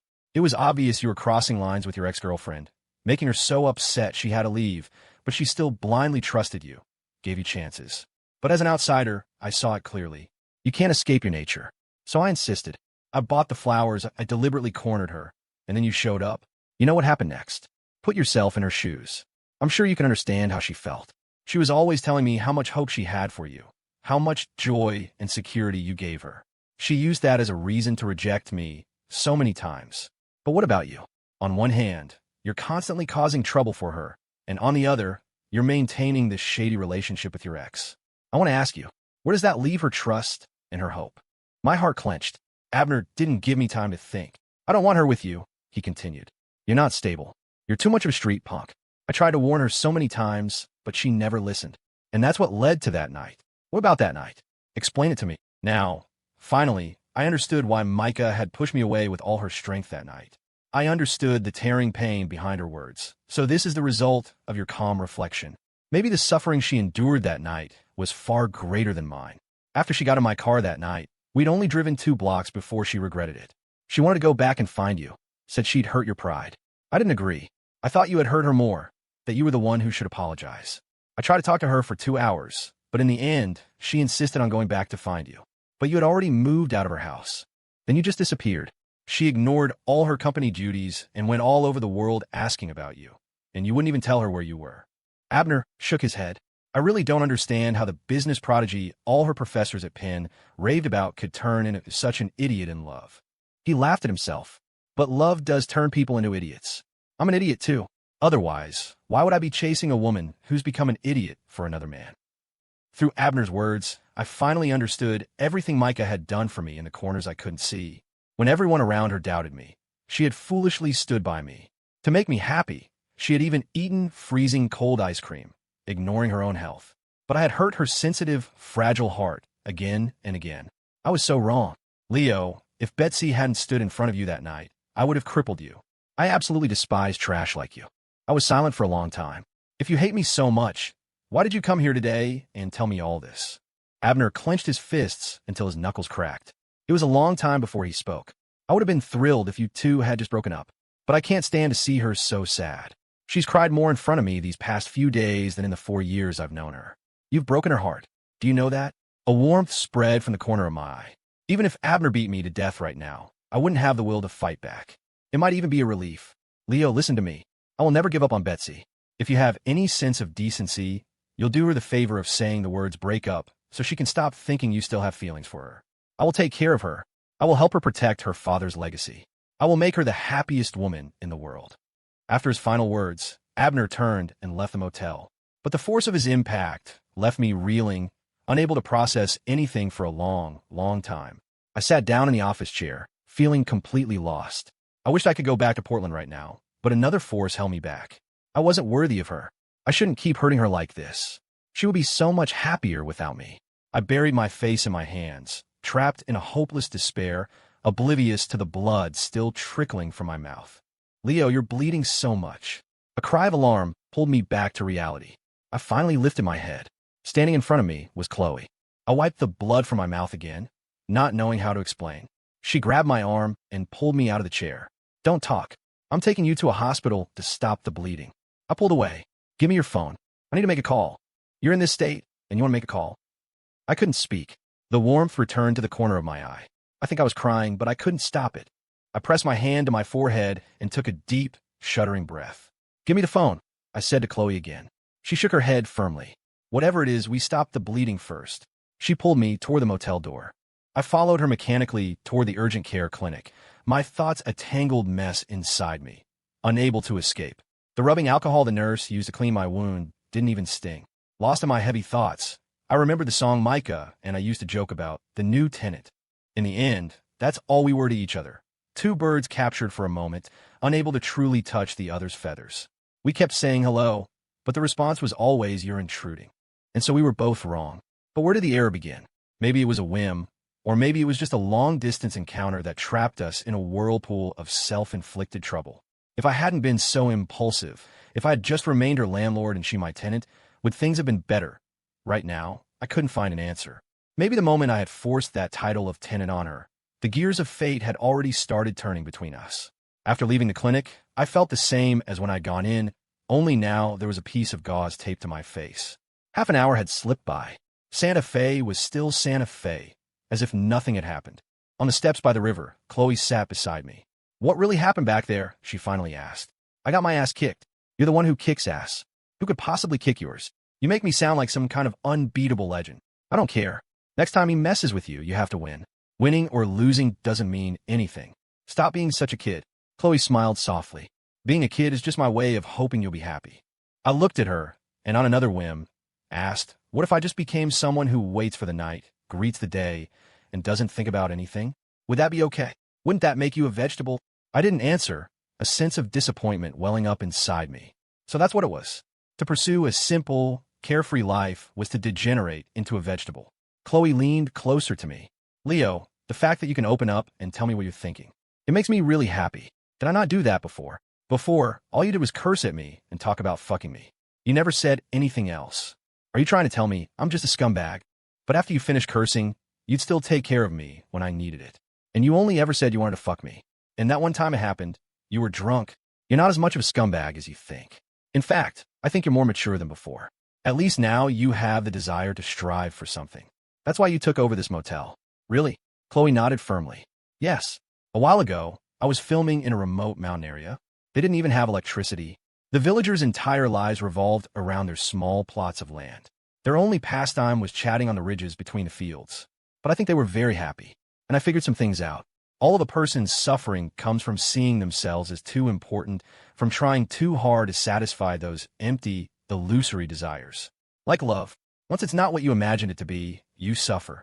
To be honest, love is just a pastime after you're fed and warm. You don't have to be so serious about it. I mulled over her words. It was the same principle I had already grasped. If the heart doesn't move, it doesn't hurt. But why then did I still feel pain? It had to be because I couldn't let go of my desires. And those desires, woven together, had become a black net, blocking out the sun, so I could no longer see my crystal city. I finally said to her, if I had the chance, I'd throw myself into one of those villages without electricity. I'd sit on a ridge every day, looking out at the fields and the rows of scarecrows. Chloe smiled. And you'd have to bring a pack of American Spirit yellows. Of course. That's a must. She smiled and put her arm around my shoulder. Guessing my thoughts seemed to make her very happy.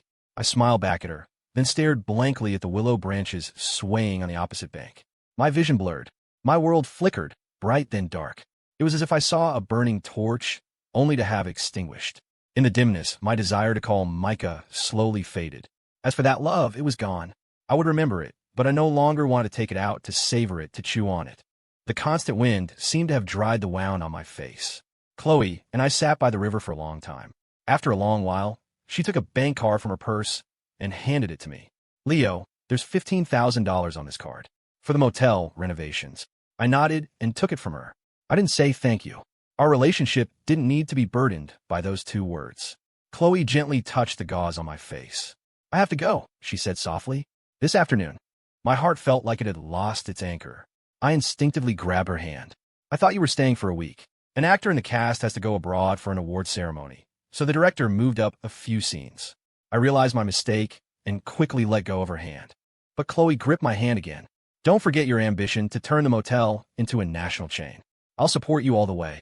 This time, I'll use all my strength to run this place well. Good. After I finish this shoot, I'll come back to Santa Fe to see you. My heart ached with loss. After a long moment, I asked tentatively, can you not go today? I have to be back in New York before dark. I have 2 night scenes. The whole crew is already there. Then, have a safe trip. Chloe nodded. She leaned against my chest. After a long moment, she said, your heart is still beating, but it's empty. Maybe. She pulled open my jacket and, through my sweater, kissed my chest. I looked at her, confused. I'm planting a seed in your heart, she whispered. Years from now, if the rains come to water you, you have to remember to let this seed sprout and blossom. I was stunned for a long time before I could answer. If the rains ever do grace this barren land again, this seed will definitely sprout and blossom. Chloe nodded and pulled away from my chest. She waved at me, put on her sunglasses and mask, and walked alone up the riverbank. I watched her back for a long, long time, until I felt a drop of warmth on the back of my hand. It was a tear she had shed before putting on her sunglasses. Or maybe it was the seed that had never made it into my heart. After Chloe left, I walked back toward the inn alone. I kept glancing left and right, and only when a tourist or two passed me did I feel like I was still living in the real world. I stopped in front of a newly opened convenience store. They were installing a pair of those coin-operated horse rides for kids out front. The sight of them made me think of her, of that unique, placid smile she had. I used to be so lost in that smile, I couldn't pull myself away. But all of that, everything we'd been through, I swept it all away with a single thought. That was then, this is now. I didn't let myself linger. I lifted my feet and kept walking toward my inn. Inside, Casey was sitting at the front desk, filling in for me. When he saw me return, he stared for a long moment. Leo, what happened to your face? Ran into something. Any new guests check in today? Casey shook his head, a look of utter despair on his face. Nope, we haven't had a single new guest since we took this place over. I just nodded, not saying much. But my mind was already racing. While I was giving this in a new body, what kind of soul should I give it? A soul, like the fifth season's changing seasons concept, or the Drifter's Rests, waiting for you theme. The soul you create becomes the core selling point, guiding customers to spend money and develop a sense of belonging. Leo, what are you thinking about so hard? You're frowning. I turned the question back on him. You're a shareholder in this place now, too. So tell me, you have any good ideas on how to run this in? Without a second thought, Casey answered, lower the prices. If we're cheaper than the other inns, people will come naturally. I shook my head. Price cuts are a promotion, not a long-term strategy. Besides, we're renting. A lot of the inns in Santa Fe are owned by locals who built them. We can't win a price war against them, you know? Then what do? One step at a time. We start with renovations. Okay, I don't really get the business side of things. I'll just follow your lead. Good. I have a job for you. I need you to set up an Airbnb listing for us within 2 days. Once the renovations are done, we could take bookings directly online. It'll give us another sales channel. Leo, you're a genius. Why didn't I think of that? Genius, my ass. 80% of the inns in Santa Fe are already on Airbnb. We're way behind. We need to push hard just to catch up on the basics, you get me? Casey nodded repeatedly. I added, you got the inn today. I'm going to go find a contractor, get a plan for the renovations locked down as soon as possible. Go on, don't worry about a thing. I'll hold down the fort. I nodded and started to leave. Leo, wait. What is it? Is Chloe going to have dinner with us tonight? No. She went back to New York. Casey's head dropped, his whole body deflating like a punctured balloon. I chuckled. Why the long face? You look half dead. I'm just bummed she left. What's there to be bummed about? You barely dare to say 2 words to her. She's a huge star. My goddess. Of course I was too scared to talk to her. That's normal, isn't it? I didn't have the energy to keep bantering with him. I reminded him one more time to watch the inn, then grabbed the van keys and walked out to the parking lot. Just like when I was renovating the 5th season, I spent the whole day running between different construction companies, getting quotes and hashing out design ideas. Time slipped away in the hustle, and by the time I dragged my exhausted body back to the inn, dusk had settled. The setting sun cast Santa Fe in its most poetic light, but I was too tired to appreciate it. Casey was still glued to the computer. I sank into the rattan chair across from him. Any guests this afternoon? Nope, he said, his mouse clicking furiously. What are you doing? Playing a game. Did you get that Airbnb listing done like I asked? No, it's not like we have any guests right now anyway. I'll do it after the renovations are done. I frowned, annoyed by his lazy attitude, but I forced myself to be patient. Can you get off the game for a second? I need to talk to you. Hang on. I lit a cigarette and waited. I finished it. I lit another. Casey showed no signs of stopping. After the day I'd had, my exhaustion finally boiled over into anger. I walked over and slapped my hand down on the one gripping the mouse. Why the hell can't you take this seriously? What's so great about this stupid game? My sudden outburst stunned him. He just stared at me, his mouth hanging open. After a long moment, he finally said, What's your problem? My problem is I need you to focus. Stop playing games, you hear me? It's just an inn. Do we have to be so serious about it? Besides, I've been watching the place all day. How am I not taking it seriously? I felt like we were speaking different languages. Frustration churned inside me, but I fought to keep from exploding again. Seeing my silence, Casey suddenly lost his temper. He kicked the office chair next to him in a fit of pique. I'm going to get dinner, he said, then stormed out of the inn without a backward glance. I sat alone in the empty inn until the last of the sunlight vanished, until the room was shrouded in darkness. Only then did I finally, dazedly, flick on the lights.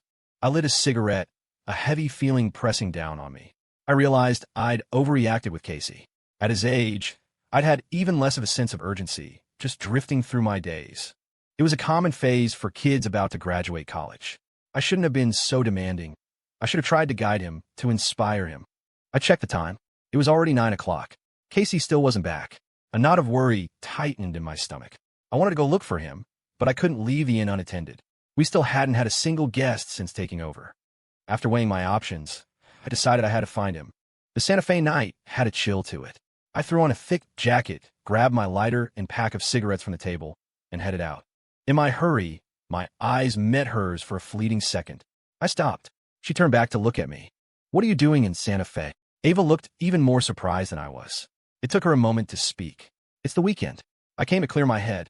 I can't believe you've been missing for all this time, and you're here. I was silent for a moment, thinking, could it be that Santa Fe, the place where we first slept together, still holds some significance for her? Ava didn't speak either, her gaze fixed on the stringless guitar hanging under the inn sign. Finally, I said to her, You haven't found a place to stay yet, have you? This is my inn. You're in. Yeah, just took it over yesterday. This place is so out of the way, and it's the off-season. Am I going to be your first guest since you took over?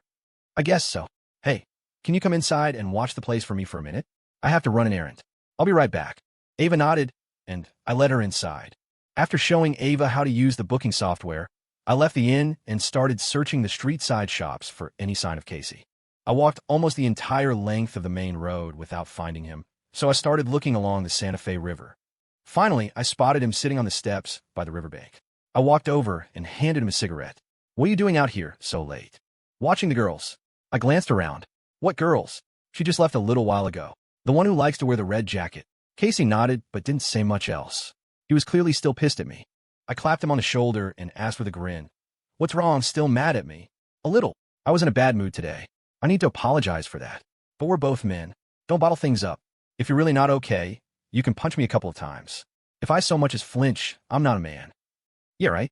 Your face is already messed up like that. You think I'm going to hit you?" His deadpan humor made me smile again. I slung an arm around his shoulders. "The fact that you can joke with me, does that mean you're not angry anymore? You already apologized. Why would I still be angry? Besides, I know you're doing this for my own good." I nodded. "Honestly, when I first graduated college, I was even more of a mess than you are.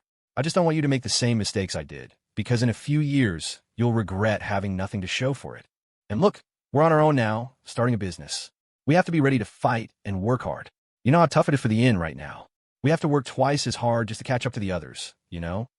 "I get it, Leo. I'll work hard from now on." "Good. I believe in you. Let's finish this cigarette and head back. We have a guest at the inn." "What? We really have a guest?" "Cross my heart. Is she hot?" I pictured Ava's face in my mind and nodded. "She's gorgeous." Casey was suddenly buzzing with excitement. I didn't really get it. He was never going to make a move on these women. So why did he get so worked up over them? When Casey and I got back to the inn, Ava was still at the front desk watching over things. Casey leaned in and whispered in my ear, "Leo, she really is beautiful, almost on Chloe's level." I lowered my voice too. "They're not the same type. You can't compare them." Casey nodded in agreement. "Right. She's got more of an aura than Chloe, but she's a little less captivating." As we were talking, Ava put down the mouse. "Leo, I'll take a standard single room. Can you show me to it? Give me your ID. I'll check you in." "I already registered myself just now." I nodded. Beside me, Casey tugged on my sleeve, his face a mask of shock. "Leo, you know this beautiful woman too?" "Yeah. This is insane. How are all the women around you so gorgeous?" "Must be my personality. Man, you've got some serious game." I ignored him and walked over to Ava, ready to take her to her room. But she pulled out $200 bills from her wallet and handed them to me as payment. I shook my head. "You don't have to. I'm a first guest at this inn. You can't refuse money on your opening day." "That's bad luck," she insisted, pushing the money toward me again. I thought for a moment, then took one of the $100 bills and pulled $12 from the cash drawer. "Let's make it $88, I said, handing her the change. "For good luck on our first sale." Ava didn't argue. She said, "Thanks," took the change, and followed me to the guest rooms. Inside the room, I flipped on the light. Ava looked around. "The decor in here is pretty basic," she said, "and the inn's location is kind of remote. Why did you choose to take this place over? If it was in a great location and making money, do you think the owner would have sold it?" "Good point." I nodded. "I'm going to renovate the whole place. Find the right niche. I'm confident it can be revived. Renovate? That's going to take a lot of capital, isn't it? The appliances in the rooms are fine. I've done the math. I could get it done for around $80,000. Where are you going to get $80,000? I paused for a second. "You don't need to worry about that." Ava was silent for a while, then said, "After you left Portland, I couldn't find any news about you anywhere. I was worried. I'm so glad I ran into you in Santa Fe. But I don't really understand why you'd choose to stay here and run a nothing of an inn." "A nothing of an inn?" "Sorry, that came out wrong. What I mean is, you shouldn't be wasting the most precious years of your life on an inn that was losing money. I don't see it as a waste. As long as I have strength in my heart, a small inn can become a big dream." Ava looked at me, wanted to say more but holding back. "I'll go get you a bottle of water." She grabbed my arm. "Don't go yet." I didn't speak, just waited to hear what she had to say. "After you left Portland, Micah came to see me. I caused a misunderstanding between you two. That's all in the past. There's no need to drag it out for conversation." "Are you really not going back to Portland?" "For a lot of reasons, both emotional and logical, I shouldn't go back." "And Micah? Are you really able to let her go?" I looked at Ava, finding it so strange to hear that question from her lips. After a long moment, I said, "Sometimes people can be together, but are destined to live in different worlds. You, of all people, should understand that. I just don't want my mistake to affect your relationship. Leo, no matter what's happened between us, I want you to be happy. The root of the problem wasn't your mistake. It was that the two of us couldn't trust each other." Ava finally fell silent. She must have understood. How many couples who had sworn eternal love ended up shipwrecked on the rocks of mistrust? Like she and I, once upon a time. A long time passed before she said, "Staying in Santa Fe, I don't think it's the right move for you, but I don't have the standing or the right to ask you to leave. I just hope that if you run into trouble, you'll tell me. I'll help in any way I can. I never doubted you had a heart for helping me, but I really don't need that kind of purely one-sided help. You still don't get that, do you?" Leo, you're wrong. This isn't about just helping you. It's about repaying you for helping me. Sometimes, I really wish we were strangers. Then you wouldn't have so many hang-ups. I admit, my connection to my old colleague, Mr. Wallace, played a part in landing the Keystone Properties account. But do you really think a deal that big can be won on connections alone? The truth is, before you went to Keystone, we had already pitched to them twice and failed. We didn't have the creative concept they wanted. My colleague's role was to get us a third chance to pitch. In the end, it was your shatter your life idea that won them over. You should have taken that $500,000 commission with a clear conscience. You should know that in our industry, a good idea, even a single tagline, can sell for millions. It's common. Ava's explanation and plea left me in silence. After a long moment, I said, I see your point. If we were really strangers and I help you turn things around, I'd be ecstatic. But we have a past that can't be avoided, and people are ultimately animals governed by emotion. With my current understanding of myself, I can't just not care. When it comes down to it, you still don't have confidence in your own talent. Otherwise, you wouldn't care about these things. Talent? Was such a vague word really appropriate for this situation? And could talent really account for everything? Ava's expression darkened, but then she managed to smile. You're right, talent is too hollow a word. I used to dream that after we graduated, we'd open an advertising agency together. With your talent and my father's connections, you would have made a name for yourself in the ad world, but you were the only one who believed in my talent. Ava, not your father. And in this world, real connections are far more important than abstract talent. Once we faced that cruel reality, it was both of our dreams that shattered. Ava was silent. In her silence, my heart ached. This was the first time she had ever told me about her old plans for us. But back then, we were too weak, too isolated. Without her father's support, we could never have started a company. Even the agency she had now was built on investments she'd secured and savings she'd accumulated after 3 years of studying and building her own network in states. Ava bit her lip, her stubbornness holding back the tears that threatened to fall. Her voice choked as she said, if my dad had been willing to give us a chance back then, we wouldn't have. We wouldn't have become what we are now.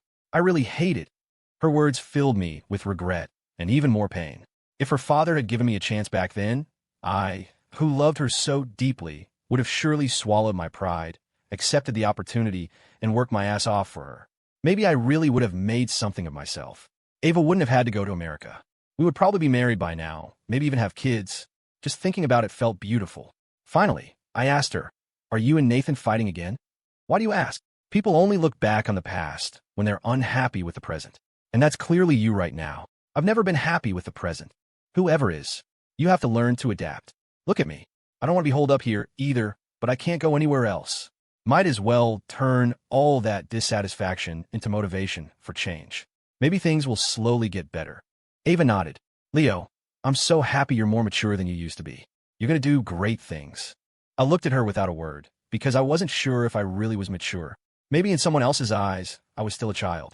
I left Ava's room, but didn't feel like resting. I wanted to go for a walk, to clear my head and figure out the next phase of the inn's renovation. It wasn't an exaggeration to say that this small inn, as small as it was, carried the weight of my shattered and reassembled dreams. I refused to let failure be my legacy in Santa Fe. It was already 10 at night, and the streets were quiet and deserted. In the stillness, I could see far into the distance, even spotting a couple kissing on a bridge. But I didn't feel envious. I'd seen that scene too many times in Santa Fe. When you see something enough, you become numb to it. I continued to wander forward. On the other side of the river, a figure was moving at the same rhythm as me. I turned my head and saw her, the beautiful woman in the red jacket I hadn't seen in days. I called out to her, hey, out for a walk this late? Aren't you? She called back. I smiled. I was starting to think you wouldn't talk to me. I'm making an exception since you sang me a song. You're pretty proud, aren't you? We kept talking, but our feet didn't stop. We just kept walking forward. Why would you talk to me if you think I'm so proud? There's no one else around. So you just can't keep your mouth shut. We were still walking on opposite sides of the river. Up ahead, there was a small bridge. I crossed it, heading toward her side. But she crossed it too, ending up on the side I had just left. After swapping places, we were still separated by the river, still walking forward. After a little while, I called out to her again. Which inn are you staying at? What's it to you? Everything. I just took over an inn here, and I'm desperate for business. You have to stay somewhere, right? You might as well stay at my place. Oh, so you're a hustler now.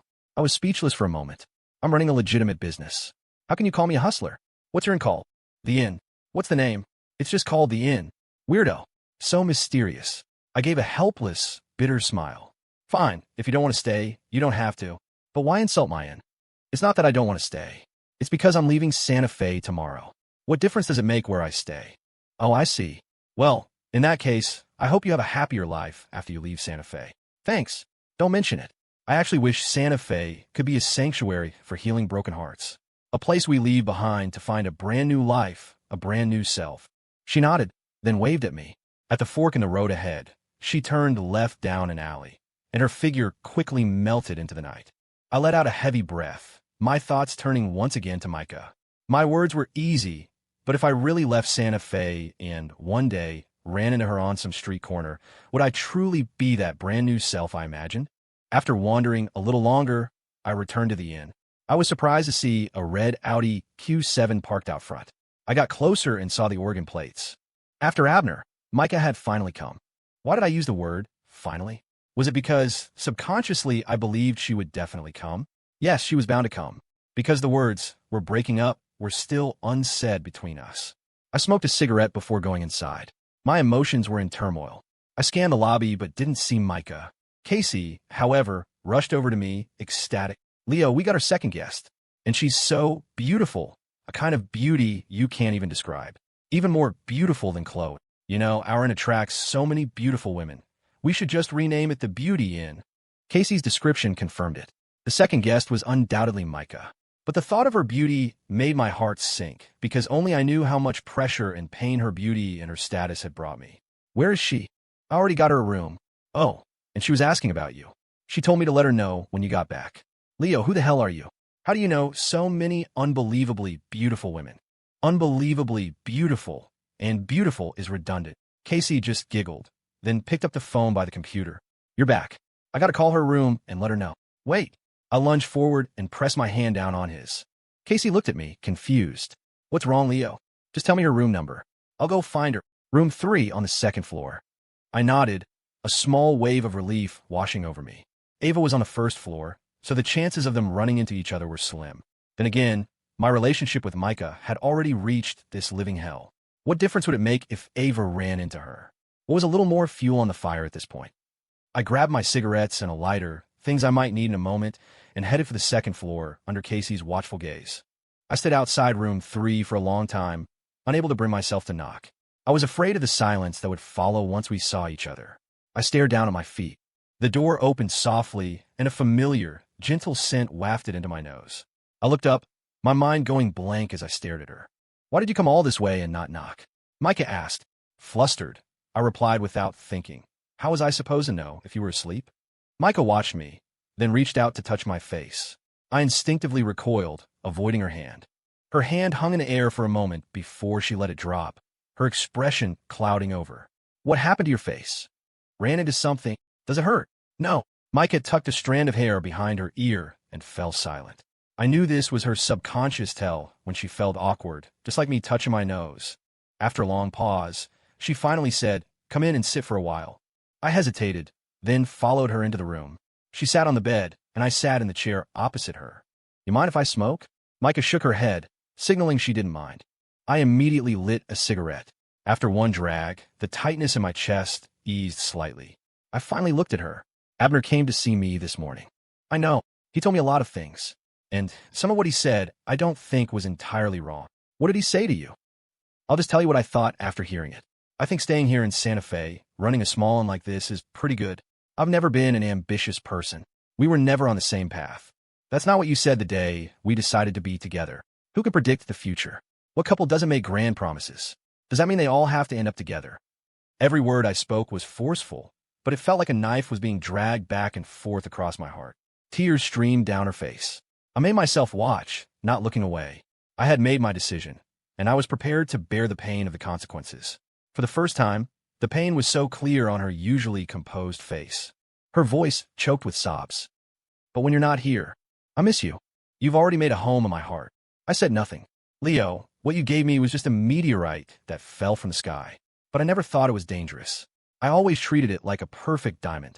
I imagined setting that diamond in a ring, waiting for the day you would marry me. But today, you're telling me yourself that it's a meteorite, not a diamond. That feeling, it's heart-wrenching. If you really think I shouldn't be in your life, just tell me to break up, and I will never appear in your world again. My lips parted several times, but I couldn't force out the words break up. After a long time, I finally gritted my teeth. Those two words shouldn't come from a man. You say them. I won't. I don't want to. Seeing her emotions on the verge of collapsing, the taut string inside me finally snapped. But I still refused to move even half a step closer to her, because I understood that the things that seem wrong are often the closest to the truth. I loved her, but that didn't fix anything. The gap between us was just too wide. If I indulged in temporary happiness, I could ruin both of our lives. More accurately, I would ruin hers. Being with me, she was destined to live a life of criticism and compromise. It would even affect her control over Aria Grant. Abner had already made that crystal clear. I suddenly became calm. I looked at her and said, let's break up. Don't come to Santa Fe anymore. I'm living just fine here on my own. It's quiet. Micah looked at me, her eyes no longer holding tears. She was even calmer than I was. Perhaps it was because I had finally said the words. I smiled. See? Isn't this so much better, so much easier? We live in the real world, not some cheesy soap opera. Why make it so dramatic? You know, there are plenty of people who can sleep together one night and break up the next. So you're that kind of open-minded person. It seems I didn't know you well enough. I hope you can live well in Santa Fe. Don't worry. My greatest talent is making myself happy. Micah looked at me. I gave her another smile. She didn't respond. She picked up her handbag and a small suitcase from the bedside table, stood up, and walked out of the room. I followed her out to the front desk. I said to a drowsy Casey, Casey, charge this lady the hourly rate. Give her back the rest. What's going on, Leo? Just give her the refund. Casey looked at Micah, then at me.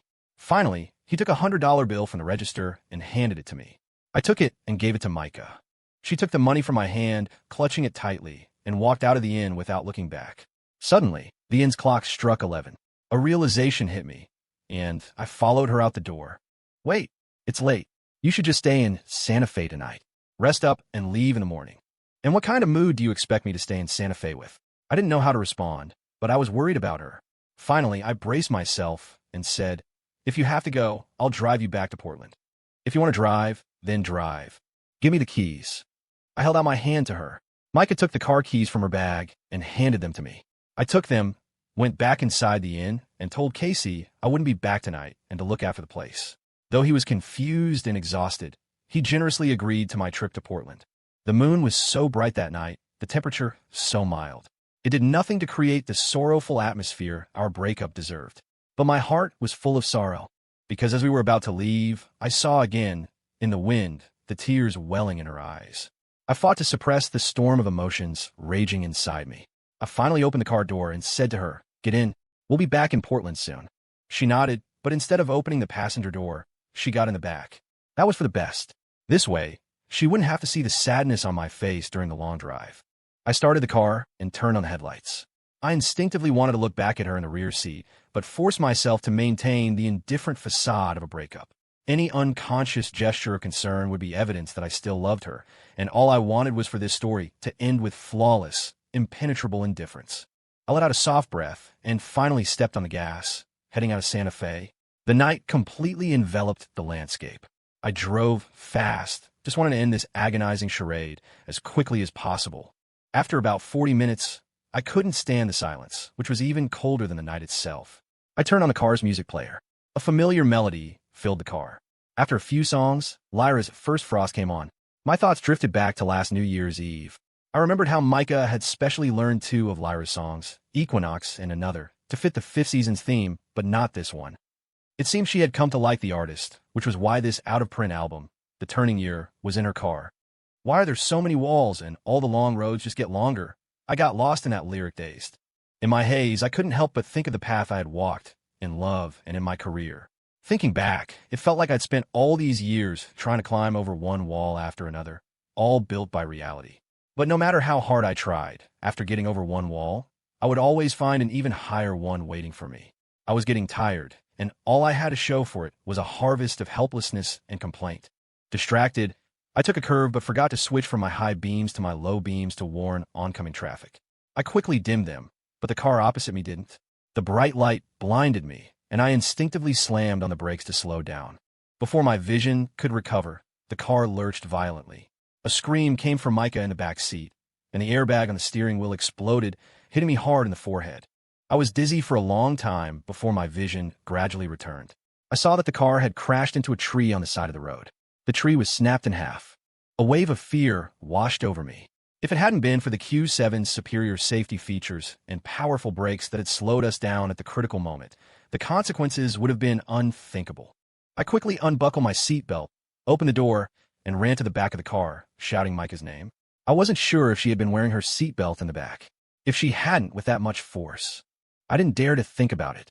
My hand trembled as I pulled open the rear door. A wave of relief washed over me. Micah was wearing her seatbelt, but she looked dazed. In a state of intense panic, I asked tentatively, "I'm sorry. Are you okay?" It took her a long time to shake her head. "Gently move your arms and legs. See if you're hurt anywhere." Micah moved her hands and feet slightly. Finally, she spoke. "No." The weight in my chest lifted. I suddenly understood why Micah was so terrified. A car crash had taken her father's life. She feared car accidents far more than the average person. I was filled with heartache and self-blame. I unbuckled her seatbelt and lifted her out of the car. She gripped my hand tightly. I gently pulled her into my arms, whispering "I'm sorry" over and over, telling her, "We're okay." Once Micah's emotions had stabilized a bit, I used her phone to call for a tow truck. About half an hour later, the truck arrived. Micah, as the car's owner, registered the necessary information. Before the tow truck driver left, he told us there was a highway motel about 500 yards ahead. If we weren't in a hurry, we could stay there for the night. The night was now pitch black. It had been nearly 15 minutes since the truck had towed the car away, and Micah and I were finally calming down from the terrifying ordeal. I asked her, "Do you want to go to the highway motel? Or we could wait here and see if a car going to Portland passes by." "I'm tired." I nodded, then bent down, gesturing for her to get on my back. I would carry her to the motel. She wasn't burdened by our supposed breakup. She climbed onto my back just like she used to. I gently lifted her and, using the light from passing cars, followed the line of trees toward the highway motel. After about 15 minutes of walking, we finally saw the motel the tow truck driver had mentioned. It was an old, dilapidated place. The ground in front of it was covered in deep ruts from years of being run over by heavy trucks. The air was thick with the smell of gasoline and diesel. This made me feel even more guilty. Micah had probably never stayed in such a rundown place in her life. I pushed open the door and walked inside with Micah on my back. A slightly overweight, middle-aged woman was sitting at the front desk, knitting a sweater and watching TV. I set Micah down, motioning for her to sit in a chair in the corner. But she didn't leave my side. I took out my ID and said to the woman, "Hi, do you have any rooms left?" "No." "What?" "Not a single one." The woman said impatiently, "Didn't you see all the trucks parked outside? A whole convoy came in tonight. We're full." I forced myself to be patient. "Please, can you help us find something? We're in the middle of nowhere. We have nowhere else to go." The woman finally looked up at Micah and me. "I'm serious. No rooms. If I had one, I'd want the business, wouldn't I?" I pulled a 20 from my wallet and put it on the counter. "Please, see if you can think of anything." The woman pocketed the money, thought for a moment, and said, "Well, there is my daughter's room. She's away at college, so it's been empty for a while. There's no bathroom inside. You'd have to use the shared one. If you don't mind the poor conditions, you can have it." I looked at Micah for her opinion. She nodded. I pulled out another 20 and handed it to the woman. She waved it away. "No need. The money you already gave me is enough." She took a key from the drawer and motioned for us to follow her. We walked down a narrow hallway and finally reached the room she had mentioned. She opened the door and gestured for us to go in. I thought for a moment and said to Micah, "You stay in here. I'll just crash on the sofa in the lobby." The woman looked at me, confused. In her eyes, we were obviously a couple, and staying in the same room was the natural thing to do. Micah looked at me, silent for a long moment, then said, "I'm scared to stay alone." The woman had already turned on the light. She said to me, "The girl says she's scared. You're a young man, don't be so fussy. Besides, if you sleep on the sofa outside, I don't have any extra blankets for you. It's just for one night. You'll manage. If it's really inconvenient, I can bring you a chair. You can sleep at the desk." I looked at Micah again. She still had that look of lingering fear on her face, clearly still shaken by the accident. I finally nodded at the woman. "Then I'd appreciate it if you could bring a chair." Once you're in the room, with no private bathroom and the idea of just toughing it out for one night, neither of us bothered to wash up. Micah lay down on the bed, fully clothed. I sat in a wooden chair. Under the dim, yellow light, we were silent. "If you want to smoke, go ahead," she said. I looked at her. This seemed to be the first time she had ever actively encouraged my desire to smoke. But for that very reason, I was even more unwilling to harm her with secondhand smoke. To completely cut off the thought, I crumpled up the cigarette pack and threw it into the nearby trash can. Why did you throw the cigarettes away? I didn't answer directly. I just said, you said you're tired? You should get some rest. And you, I'll sleep after you fall asleep. Micah looked at me, as if she wanted to say something but was holding back. What is it? I have to use the restroom. Can you come with me? Yeah. I have to piss too. Let's go together. The hallway didn't even have a single light on. I used my phone's flashlight to light the way as Micah and I walked side by side. We finally reached the shared bathroom. I handed the phone to her. I'll go in first. You wait outside. Micah nodded. I opened the door and went in. Some drunk had thrown up all over the floor. The pungent smell made me gag. I unzipped my pants and took care of business as quickly as possible. I didn't even have time to buckle my belt before I rushed out of the bathroom. It's disgusting in there, I told Micah. Let's go ask the owner if there's another bathroom. Micah handed the flashlight back to me. If you can use it, so can I. I tried to stop her, but she had already walked into the bathroom and closed the door. Because of a woman's natural disadvantages, Micah spent twice as long as I did in that nauseating bathroom. I couldn't help but worry about her. Finally, she came out, holding her nose, and started to dry heave. I gently patted her back. My voice was a mix of scolding and heartache. Why did you have to do that? Even finding a tree outside would have been better than in there. Micah shook her head and walked quickly away.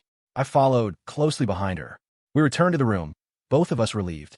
She lay back down on the small wooden bed, and I sat in the chair. After that bout of nausea, Micah seemed to have lost all sleepiness. She stared at the ceiling, lost in thought. I finally said to her, now you've experienced the helplessness of the poor. We were forced to stay here tonight, but those long-haul truck drivers have to stay in places like this all the time.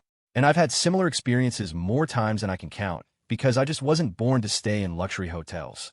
After a long time, she replied softly, I don't want to hear about this. Then you should sleep. After tonight, you won't have to experience this anymore. You could go back to being your old self.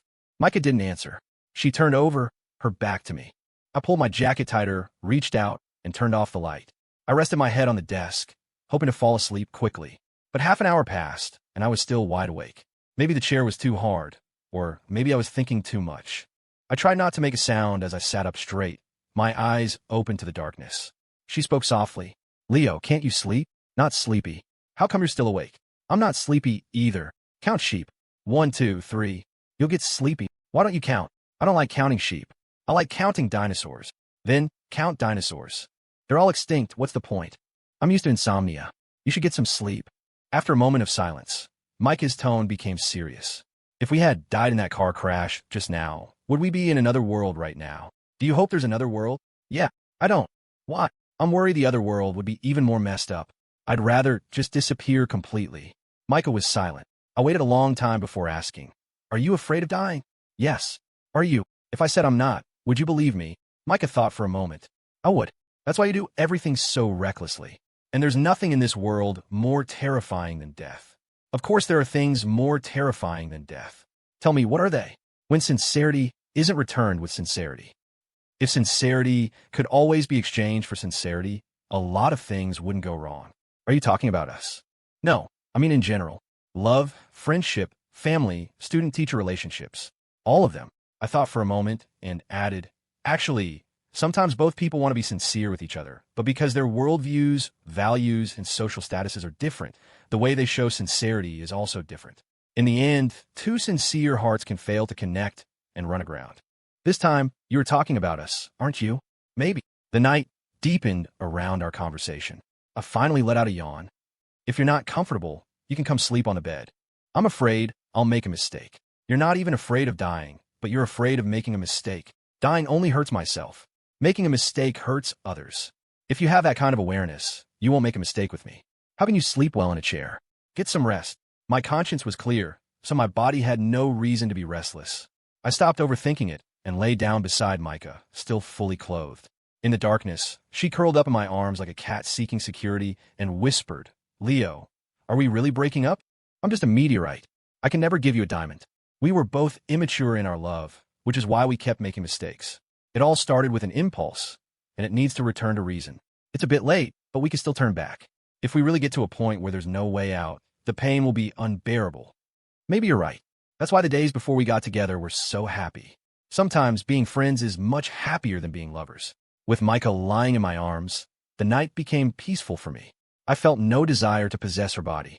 Maybe it was because her beauty was too unreal, or maybe it was because I truly loved her. The next day, I woke up to the blinding sunlight. Micah was no longer beside me. She had left a note on the bedside table. Leo, I don't know if we're broken up or not right now, but I still want to tell you. I'm willing to stay in a small motel like this with you, to experience the life you've experienced. I understand your worries. I understand you still love me, and I understand that we both used the wrong way to love. I'm going to America for 2 months. During these 2 months, I hope you'll be happy. Happily wait for me to come back. By the way, my assistant is waiting for you outside the motel. When you wake up, go find her. She'll drive you back to Santa Fe. Lastly, I wish her in great success. I read the note over and over, asking myself, is there really such a thing as fate? A car crash, in exchange for a heart-to-heart conversation, had shattered my carefully constructed facade of indifference. How ridiculous I was. When you truly love someone, how can you pretend not to in front of someone so smart? She had seen through me all along. I took a deep breath, stuffed the note in my pocket, and looked out the window. I'll see you in 2 months, then, I thought. But why the sudden trip to America? I quickly cleaned myself up and walked out of the humble but unforgettable motel. Sure enough, a white BMW 3 Series was parked outside. Before I could even get close, the door opened and a woman with white-rimmed glasses got out. I recognized her. I met her once when I went to Aria Grand to bring Michael lunch. Mr. Leo, over here. I walked toward her, saying apologetically, sorry to keep you waiting. She gestured that it was no problem and motioned for me to get in. I opened the passenger door and sat down. After the car started, I struck up a conversation. Why did your boss suddenly go to the States? The assistant replied, to prepare for Aria Grand's NASDAQ listing. If all goes well, Aria Grand will be a publicly traded company within a year. I couldn't help but marvel. That's impressive. The assistant smiled. After all, Aria Grand has been an established department store for decades. We have the strength to go public, and the group really needs the capital for its next leap forward. The impact of new e-commerce on the traditional retail industry is becoming more and more obvious. I nodded. While Aria Grand's current market position was secure enough, making a qualitative leap would be incredibly difficult. Going public for funding was a smart move in the current business climate. After a pause, I asked, your boss is taking a team with her to the States, right? Yes, a team of 10. I thought to myself, the reason Micah is pushing for the IPO now is probably to stir the pot at Aria Grand, to dilute Declan's absolute control. The battle between them must be getting vicious. I just hope it doesn't damage the company's foundation. The assistant then asked me, and what are your plans for the near future, Mr. Leo? Open in Santa Fe, then take it public. The assistant turned her head to look at me, incredulous. I remembered the car crash from yesterday, caused by my own distraction. A fresh wave of fear washed over me. Hey, keep your eyes on the road, I quickly reminded her. The whole going public thing, I was just kidding. The assistant smiled and shook her head. You and our Ms. Micah are certainly a strange pair. A pair of what? A pair of strange lovers. About 40 minutes later, I was back in Santa Fe. It was already 11 in the morning. After treating Micah's assistant to a quick lunch, she left, and I returned to the inn. Casey was still at the front desk. Leo, you're back. Thanks for holding down the fort. Heh, when you're motivated, hard work is nothing. We got 3 new guests today. Really? Casey nodded confidently. I wasn't surprised. If Inn couldn't get a single guest on a weekend, it wouldn't really be an inn at all.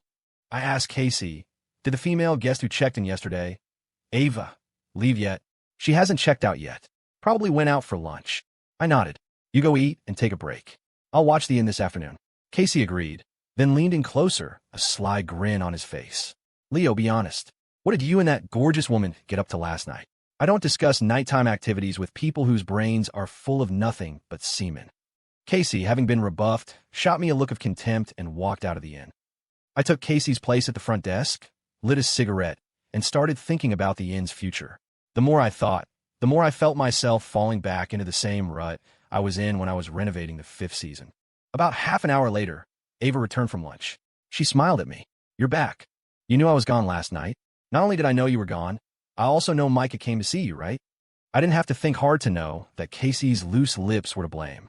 He must have told Ava about me driving Micah back to Portland last night. I nodded. She did come to see me. Did you two patch things up? I couldn't really define my current relationship with Micah, but thinking of the note she left me, I still nodded at Ava. I guess so. Ava smiled again. 2 people in love don't separate that easily. I looked at Ava, wondering what basis she had for that conclusion. Was she indirectly telling me that the reason she broke up with me back then was because she didn't care about me? But this wasn't the time to dwell on that. I changed the subject. When are you planning on leaving Santa Fe? Soon. I have some urgent business at the company tomorrow. I just nodded, saying nothing more. Ava pulled up a chair and sat down next to me. She asked, "Are you worried about the inn's business?" "Yeah, I don't have any great ideas at the moment. Santa Fe may seem small, but there are hundreds of inns, big and small, and they all compete on their unique features. It's hard to find your own niche in such a complex marketing environment." Ava nodded in agreement. After a short pause, she said, "But I'm sure you'll find a way. I hope I can do it in the shortest amount of time. You got this. Once our company is done with our current big projects, I'll organize a company retreat to Santa Fe. You have to remember to save us some rooms and give us a discount." "Of course." "Okay, then I'll get going. Goodbye, Leo. Drive safe on the way back." Ava nodded, then seemed to remember something. "Oh, right, can I get your contact info? If the agency runs into any creative problems in the future, I'd like to be able to bounce ideas off you. I'm going to get a local SIM card right now. Once I have a number, I'll text you." "Okay, don't forget." Ava waved at me, then turned and walked out of the inn. And with the departure of 3 women, one after another, my world finally became quiet. In the afternoon, I found time to go to a mobile service store and get a new SIM card. I sent a mass text to my friends and family with my new number. As the replies started trickling in, I felt myself reconnecting with the real world I had drifted away from for so long. And that meant it was time for me to throw myself back into this inescapable world and fight with all my might. In 2 months, Santa Fe's tourist season would begin. I was more eager than ever to use these 2 months to build a thriving inn, not just to answer my doubters, but also to welcome Micah back with the fruits of my labor. I truly hoped that by that day, we could face each other with a brand new attitude, without all the misunderstandings and pain that had come before. And that was the future I was looking forward to. It was dusk. Business was slow, so Casey and I were squatting under a willow tree across from the inn, eating from takeout boxes and watching the people go by. Casey sighed. "Leo, when there's no business, even eating chicken legs doesn't make me happy. Why don't you go shout at the tourists on the street? Maybe they'll stay at our inn. Who would listen to me? You think I'm Chloe?" I smiled and patted his shoulder comfortingly. There's always a way. When you're starting a business, you can't be impatient. You have to stay calm at all times.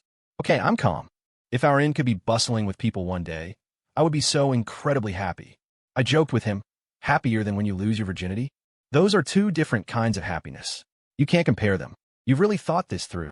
Casey giggled, then lowered his voice and asked me conspiratorially, "Leo, tell me secretly, how many women have you slept with? Who remembers?" "You animal. Those poor girls must have been blind to let you ruin them like that." It was mutual ruining. Casey made a gagging motion and refused to talk to me anymore. I could practically see his virgin heart being deeply wounded. Bathing in the evening spring breeze, I watched the river carry fallen leaves eastward. When my eyes got tired, I'd shout a hello to the girls rowing by, and time, in their bell-like laughter, turned into wind, into clouds, and drifted toward the horizon. Suddenly, I smelled a woman's perfume and the scent of tobacco behind me. Then 2 hands clapped down on my shoulders at the same time. I instinctively turned around. The perfume came from CC, and the tobacco from the cigarette between Robin's fingers. I was overjoyed. "What are you 2 doing here?" CC laughed. "How can we not come support you for your grand opening?" I threw my arms around them, my heart full of happiness. It seemed I hadn't been completely forgotten after all. That's why people kept showing up in Santa Fe to see me. "You 2 haven't eaten yet, have you? I'll treat you to some of Santa Fe's local specialties." Robin smiled at CC. "See, Leo doesn't have many good qualities, but he's generous. I guess we can do him the favor of letting him treat us to dinner. Your pretentiousness has reached a new level. I really want to make a statue of you and worship you as the god of pretentiousness." Robin roared with laughter, and so did CC. It was clear they were in a good mood. They must have found something good in their love. I took Robin and CC to a nearby specialty restaurant. We ate and caught up. "Did you finish your work in New York?" I asked Robin. "All done. The production company confirmed they're using my lyrics and music. I turned in a few days ago." "That's great," CC chimed in. "It's all thanks to the great Chloe that Robin got this opportunity." Robin nodded in agreement, then added, "Speaking of the star, she really doesn't have it easy. I was in New York for a few months, and I was the one who took care of her a few times when she got sick. I was a bit confused. Doesn't she have an agent?" She says she doesn't like being around people who treat her like a money-making machine. But then again, once you're in this business, you've already become a money-making machine. I've seen through it all, but she still hasn't. Robin stuck a cigarette in his mouth and lit it. I was silent for a long time, a strange feeling spreading through my chest. But there was nothing I could do to change things for Chloe. We were all just trying to survive in a world that wasn't of our own making. CC seemed to sense the heaviness of the topic. She patted my shoulder and asked, "Leo, is there anything fun to do in Santa Fe at night?" "Bars. Let's go check one out after dinner." I nodded. CC seemed to remember something. "I heard there's a bar here called the Drifter's Rest that's pretty famous." "Yeah, there is. The owner, Finn, is a musician too." CC smiled at Robin. "Then we definitely have to go. You two aren't planning on crashing their stage, are you?" Robin replied with his signature cool. "Hardly. It's just a bar." On the way to the bar, I walked with CC. She finally said to me, her voice full of complaint, "Leo, I'm not trying to nag you, but what you did, just disappearing to Santa Fe without a word, that was really messed up." At the time, I didn't think she would care that much if I left Portland. But the fact is, she was looking for you all over the world. Can't you just cherish her? A woman with no father, no dating experience, and so insecure. I've struggled with this for a long time. You know, love is full of variables. I really don't want to bring her one problem after another. To be honest, I'm not a low-maintenance guy. Yes, love is full of variables, but love also makes no sense. Otherwise, she shouldn't have fallen in love with you, and you shouldn't have fallen in love with her. Since fate has arranged for you to fall in love, you should cherish it and work on it. I hope so too, but there's so little I can do for her. Compared to Abner, I'm really not a qualified boyfriend. Not in any way. If one day Abner just disappeared without a word, do you think Micah would search the world for him? Well, they went through a lot together in the States for years. Knowing Micah, she would be worried. See? That's my point. Micah's relationship with Abner is limited to that of a close friend. The fact that she got in his car in front of you proves that she only sees him as a friend or a brother. If she really had romantic feelings for him, she wouldn't have gotten in his car because subconsciously she would feel guilty toward you, her actual boyfriend. That guilt would have stopped her from doing something that would hurt you. On the contrary, because her conscience was clear, she didn't think twice about it. The truth is, with no dating experience, she's very naive when it comes to relationships. Your reverse psychology is pretty complicated. Even if it's complicated, a smart guy like you definitely gets it. You were just blinded by impulse at the time, which is why you had that misunderstanding with her. I looked at CC, speechless. CC laughed. "Are you totally in awe of your big sister right now? You don't have to be. After all, I majored in psychology in college. Your little emotional problems are all within my area of expertise. I can cure you in minutes." I put on an exaggerated expression. "Wow, CC, you're so wise.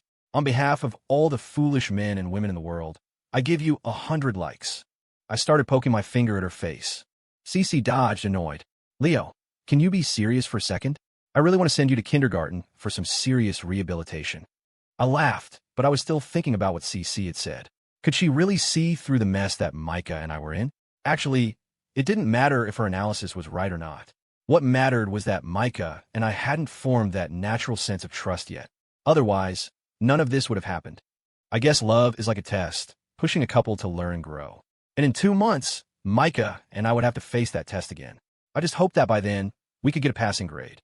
And I hoped that her trip to America would be successful, that she could complete all the preparations for Aria Grande's IPO. Because I knew that Aria Grande was the most important thing in her life. There was nothing else. It was irreplaceable. As we were talking, the three of us arrived at Finn's bar. It was packed and lively tonight. I waved at Finn. He squeezed through the crowd to my side, a happy look on his face. "Leo, I was just about to go to the inn to find you." "What's up?" "We're having an impromptu bar's best voice competition tonight.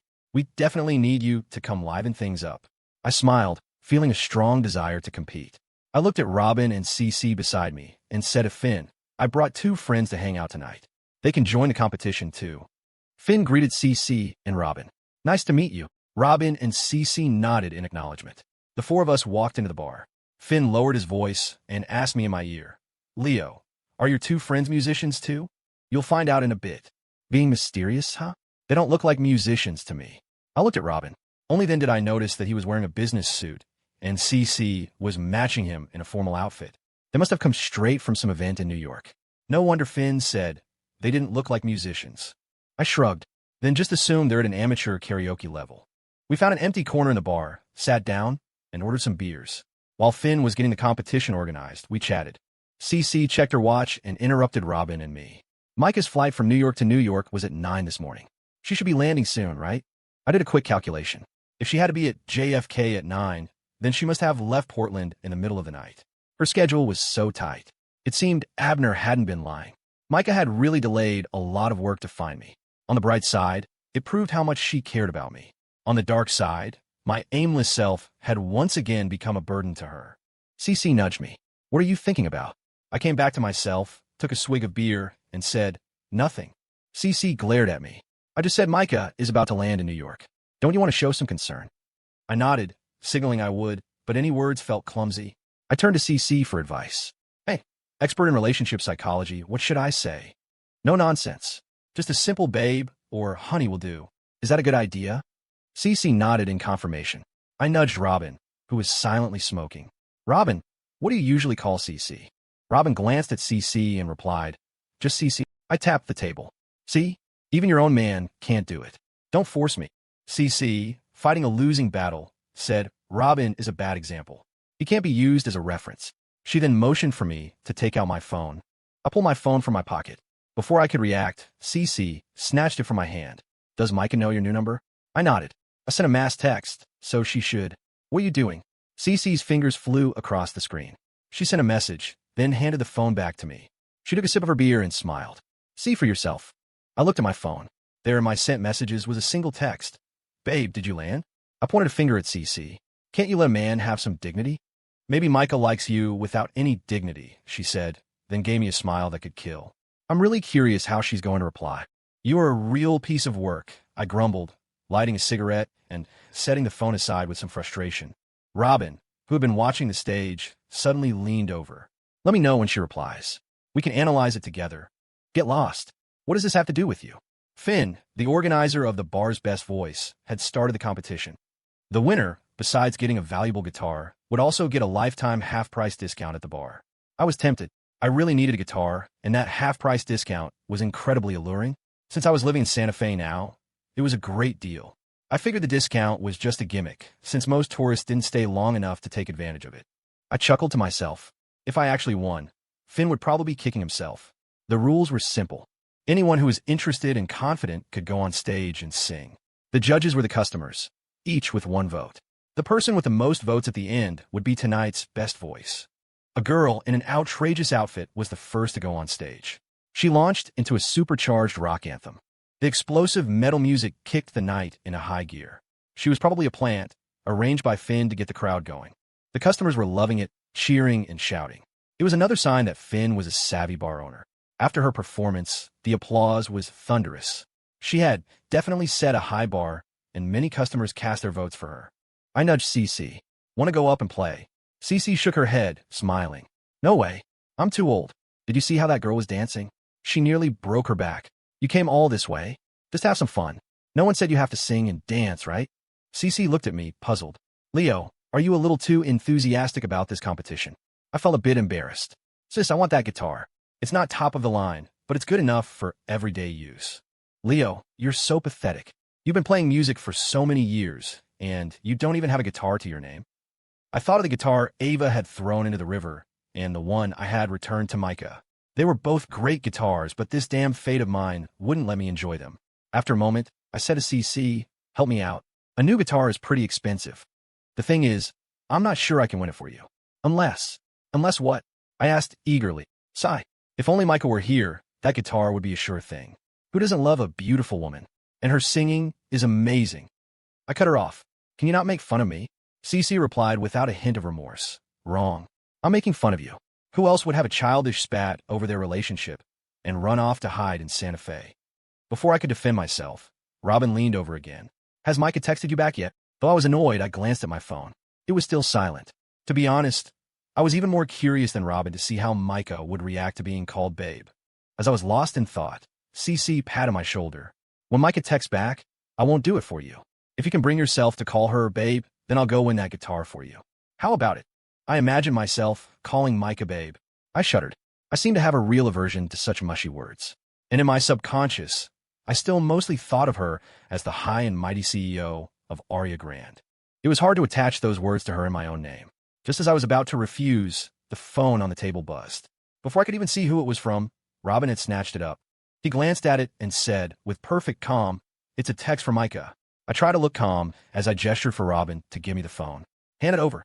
Just then, Finn, who had been on stage hosting the event, pointed the microphone at me. "Leo, come on up and liven up the atmosphere. We're looking forward to your performance." All eyes turned to me, but my mind was still on Micah's text. I gestured to Robin again. Robin seemed to be enjoying my torment. He smiled. "Everyone's waiting. You can read it after you sing." Finn started leading the crowd in a round of applause. I pointed a finger at Robin. "You're a real hustler. You know that?" Then, reluctantly, I walked toward the stage. Finn handed me the guitar that was the grand prize. I strummed it a few times. The quality was indeed pretty good. I turned to the band behind me. "Let's do John Denver's Annie's Song." The band signaled they were ready. I started to play, and though I hadn't played with them much, I quickly found their rhythm. I really liked this guitar, which was why I had carefully chosen Annie's Song. Singing a classic love song in a place like Santa Fe would add some emotional points. I started singing along with the music. At first, I was into it, but as soon as I got to the chorus, my mind started to wander. I was still imagining what Micah had texted back. Suddenly, I missed a beat. Then I forgot the lyrics. I awkwardly hummed my way through it. The crowd booed, but my skin was thick enough that I just kept humming and finished the song. At my table, Cece and Robin were trying their best not to laugh. I handed the guitar back to a surprised-looking Finn and walked back to my table. "I'm in mourning here, and you two have the nerve to laugh? If you don't help me win that guitar, I'm not done with you." Cece and Robin just smiled without a word. I glanced at the phone in Robin's hand, unable to hold back any longer. What did she say? Robin finally handed me the phone. I immediately swiped the screen open. Micah's reply appeared before my eyes. "Why did you suddenly call me babe?" The reply was classic Micah, but it left me in a bind. I wondered if I should tell her that Cece had actually sent the text. Cece looked at me with a half-smile. "Leo, how are you going to reply?" I thought back to all the little moments we had shared, how I had wanted to treasure her with everything I had. I couldn't understand it. If I treasured her in my heart, why couldn't I say it out loud? After a long pause, I finally texted Micah back. "Aren't you my babe?" Cece, once again, snatched the phone from my hand. After reading my reply, she was furious. "Leo, you're unbelievable. You just did a verbal judo flip and threw the problem right back at her." She showed the phone to Robin. Robin sighed. "Their love is a war." Cece nodded. "Let's just hope it's a gentle war." This time, Micah didn't reply for a long time. Maybe she was eating, or maybe she was stumped. While I was waiting for her reply, Cece and Robin went on stage together to sing a duet. Robin took over the drums, and Cece held the guitar. I put my phone down for a moment, eager to hear what they would sing. A melody started. I immediately recognized it as Lyra's Equinox, but it was a new arrangement, more lyrical than the original. I knew the arrangement was Robin's work. Cece started to sing. As soon as she opened her mouth, her sexy, magnetic voice had the crowd applauding. Even Finn gave him a thumbs up in appreciation. Just after the chorus of Equinox, there was a musical transition, and it seamlessly switched to another of Lyra's songs, First Frost. This time, Robin was the one singing. With Robin's woody voice, the two songs were woven together flawlessly, creating a strange and captivating atmosphere for the listeners. At some point, Finn had come to my side. He said in awe, "Your friends are amazing. I've really seen something special tonight. His musical talent is truly enviable." I just nodded, not saying much. Robin's talent didn't need to be emphasized. It was something he was born with. Finn handed me a cigarette, lit it, and we chatted. "How's business at the inn?" I shook my head. "Not great. I heard you're planning to renovate." "Yeah. Do you think it'll change the current situation?" Finn shook his head. "Honestly, it'll be tough. The inn's location is just too remote, and the competition is so fierce now. It's not an exaggeration to say you're fighting for survival in the cracks." I took a heavy drag from my cigarette. "What you're saying is true. Those are the inn's weaknesses. But where there's a will, there's a way. I believe I can make this inn work." Finn took a drag from his cigarette, a sad look on his face. "Cole, the original owner, and I were friends for many years. I hope you can make the inn a success. It was really his life's work. I had always been curious about the original owner." I took this opportunity to ask Finn, "Can you tell me about him and the inn?" "It's a long story. Some other time. When we're not busy, let's grab a few drinks at a restaurant and have a good talk." I nodded, not pushing it. Finn patted my shoulder. "If you need any help with the inn in the future, just let me know. I can't guarantee I'll get it done, but I'll definitely do my best." "Okay. If I really need help, I won't be shy." After a few more words, Finn left. An idea for a marketing strategy was starting to form in my mind. Maybe I could use Finn's popular bar to drive business to the inn, but the idea wasn't fully formed yet. I didn't want to just leech off the bar's value to make a profit. The best outcome would be for both of us to benefit. That was the foundation for a long-term partnership. I took a sip of beer. My mind was open now, and I quickly built several partnership scenarios in my head, then refined them, stripping away the bad parts and keeping the good. Gradually, a viable plan took shape in my mind. I was excited. I took several big gulps of beer, so many that I instantly felt dizzy. But I understood this need for release. I really needed to prove myself. I was done with the humiliation of standing at the bottom and looking up at giants. Just then, the phone on the table rang again. I picked it up immediately and swiped open the screen. It was, of course, a text from Micah. She said, "I want to be your babe. A babe you'll never lose."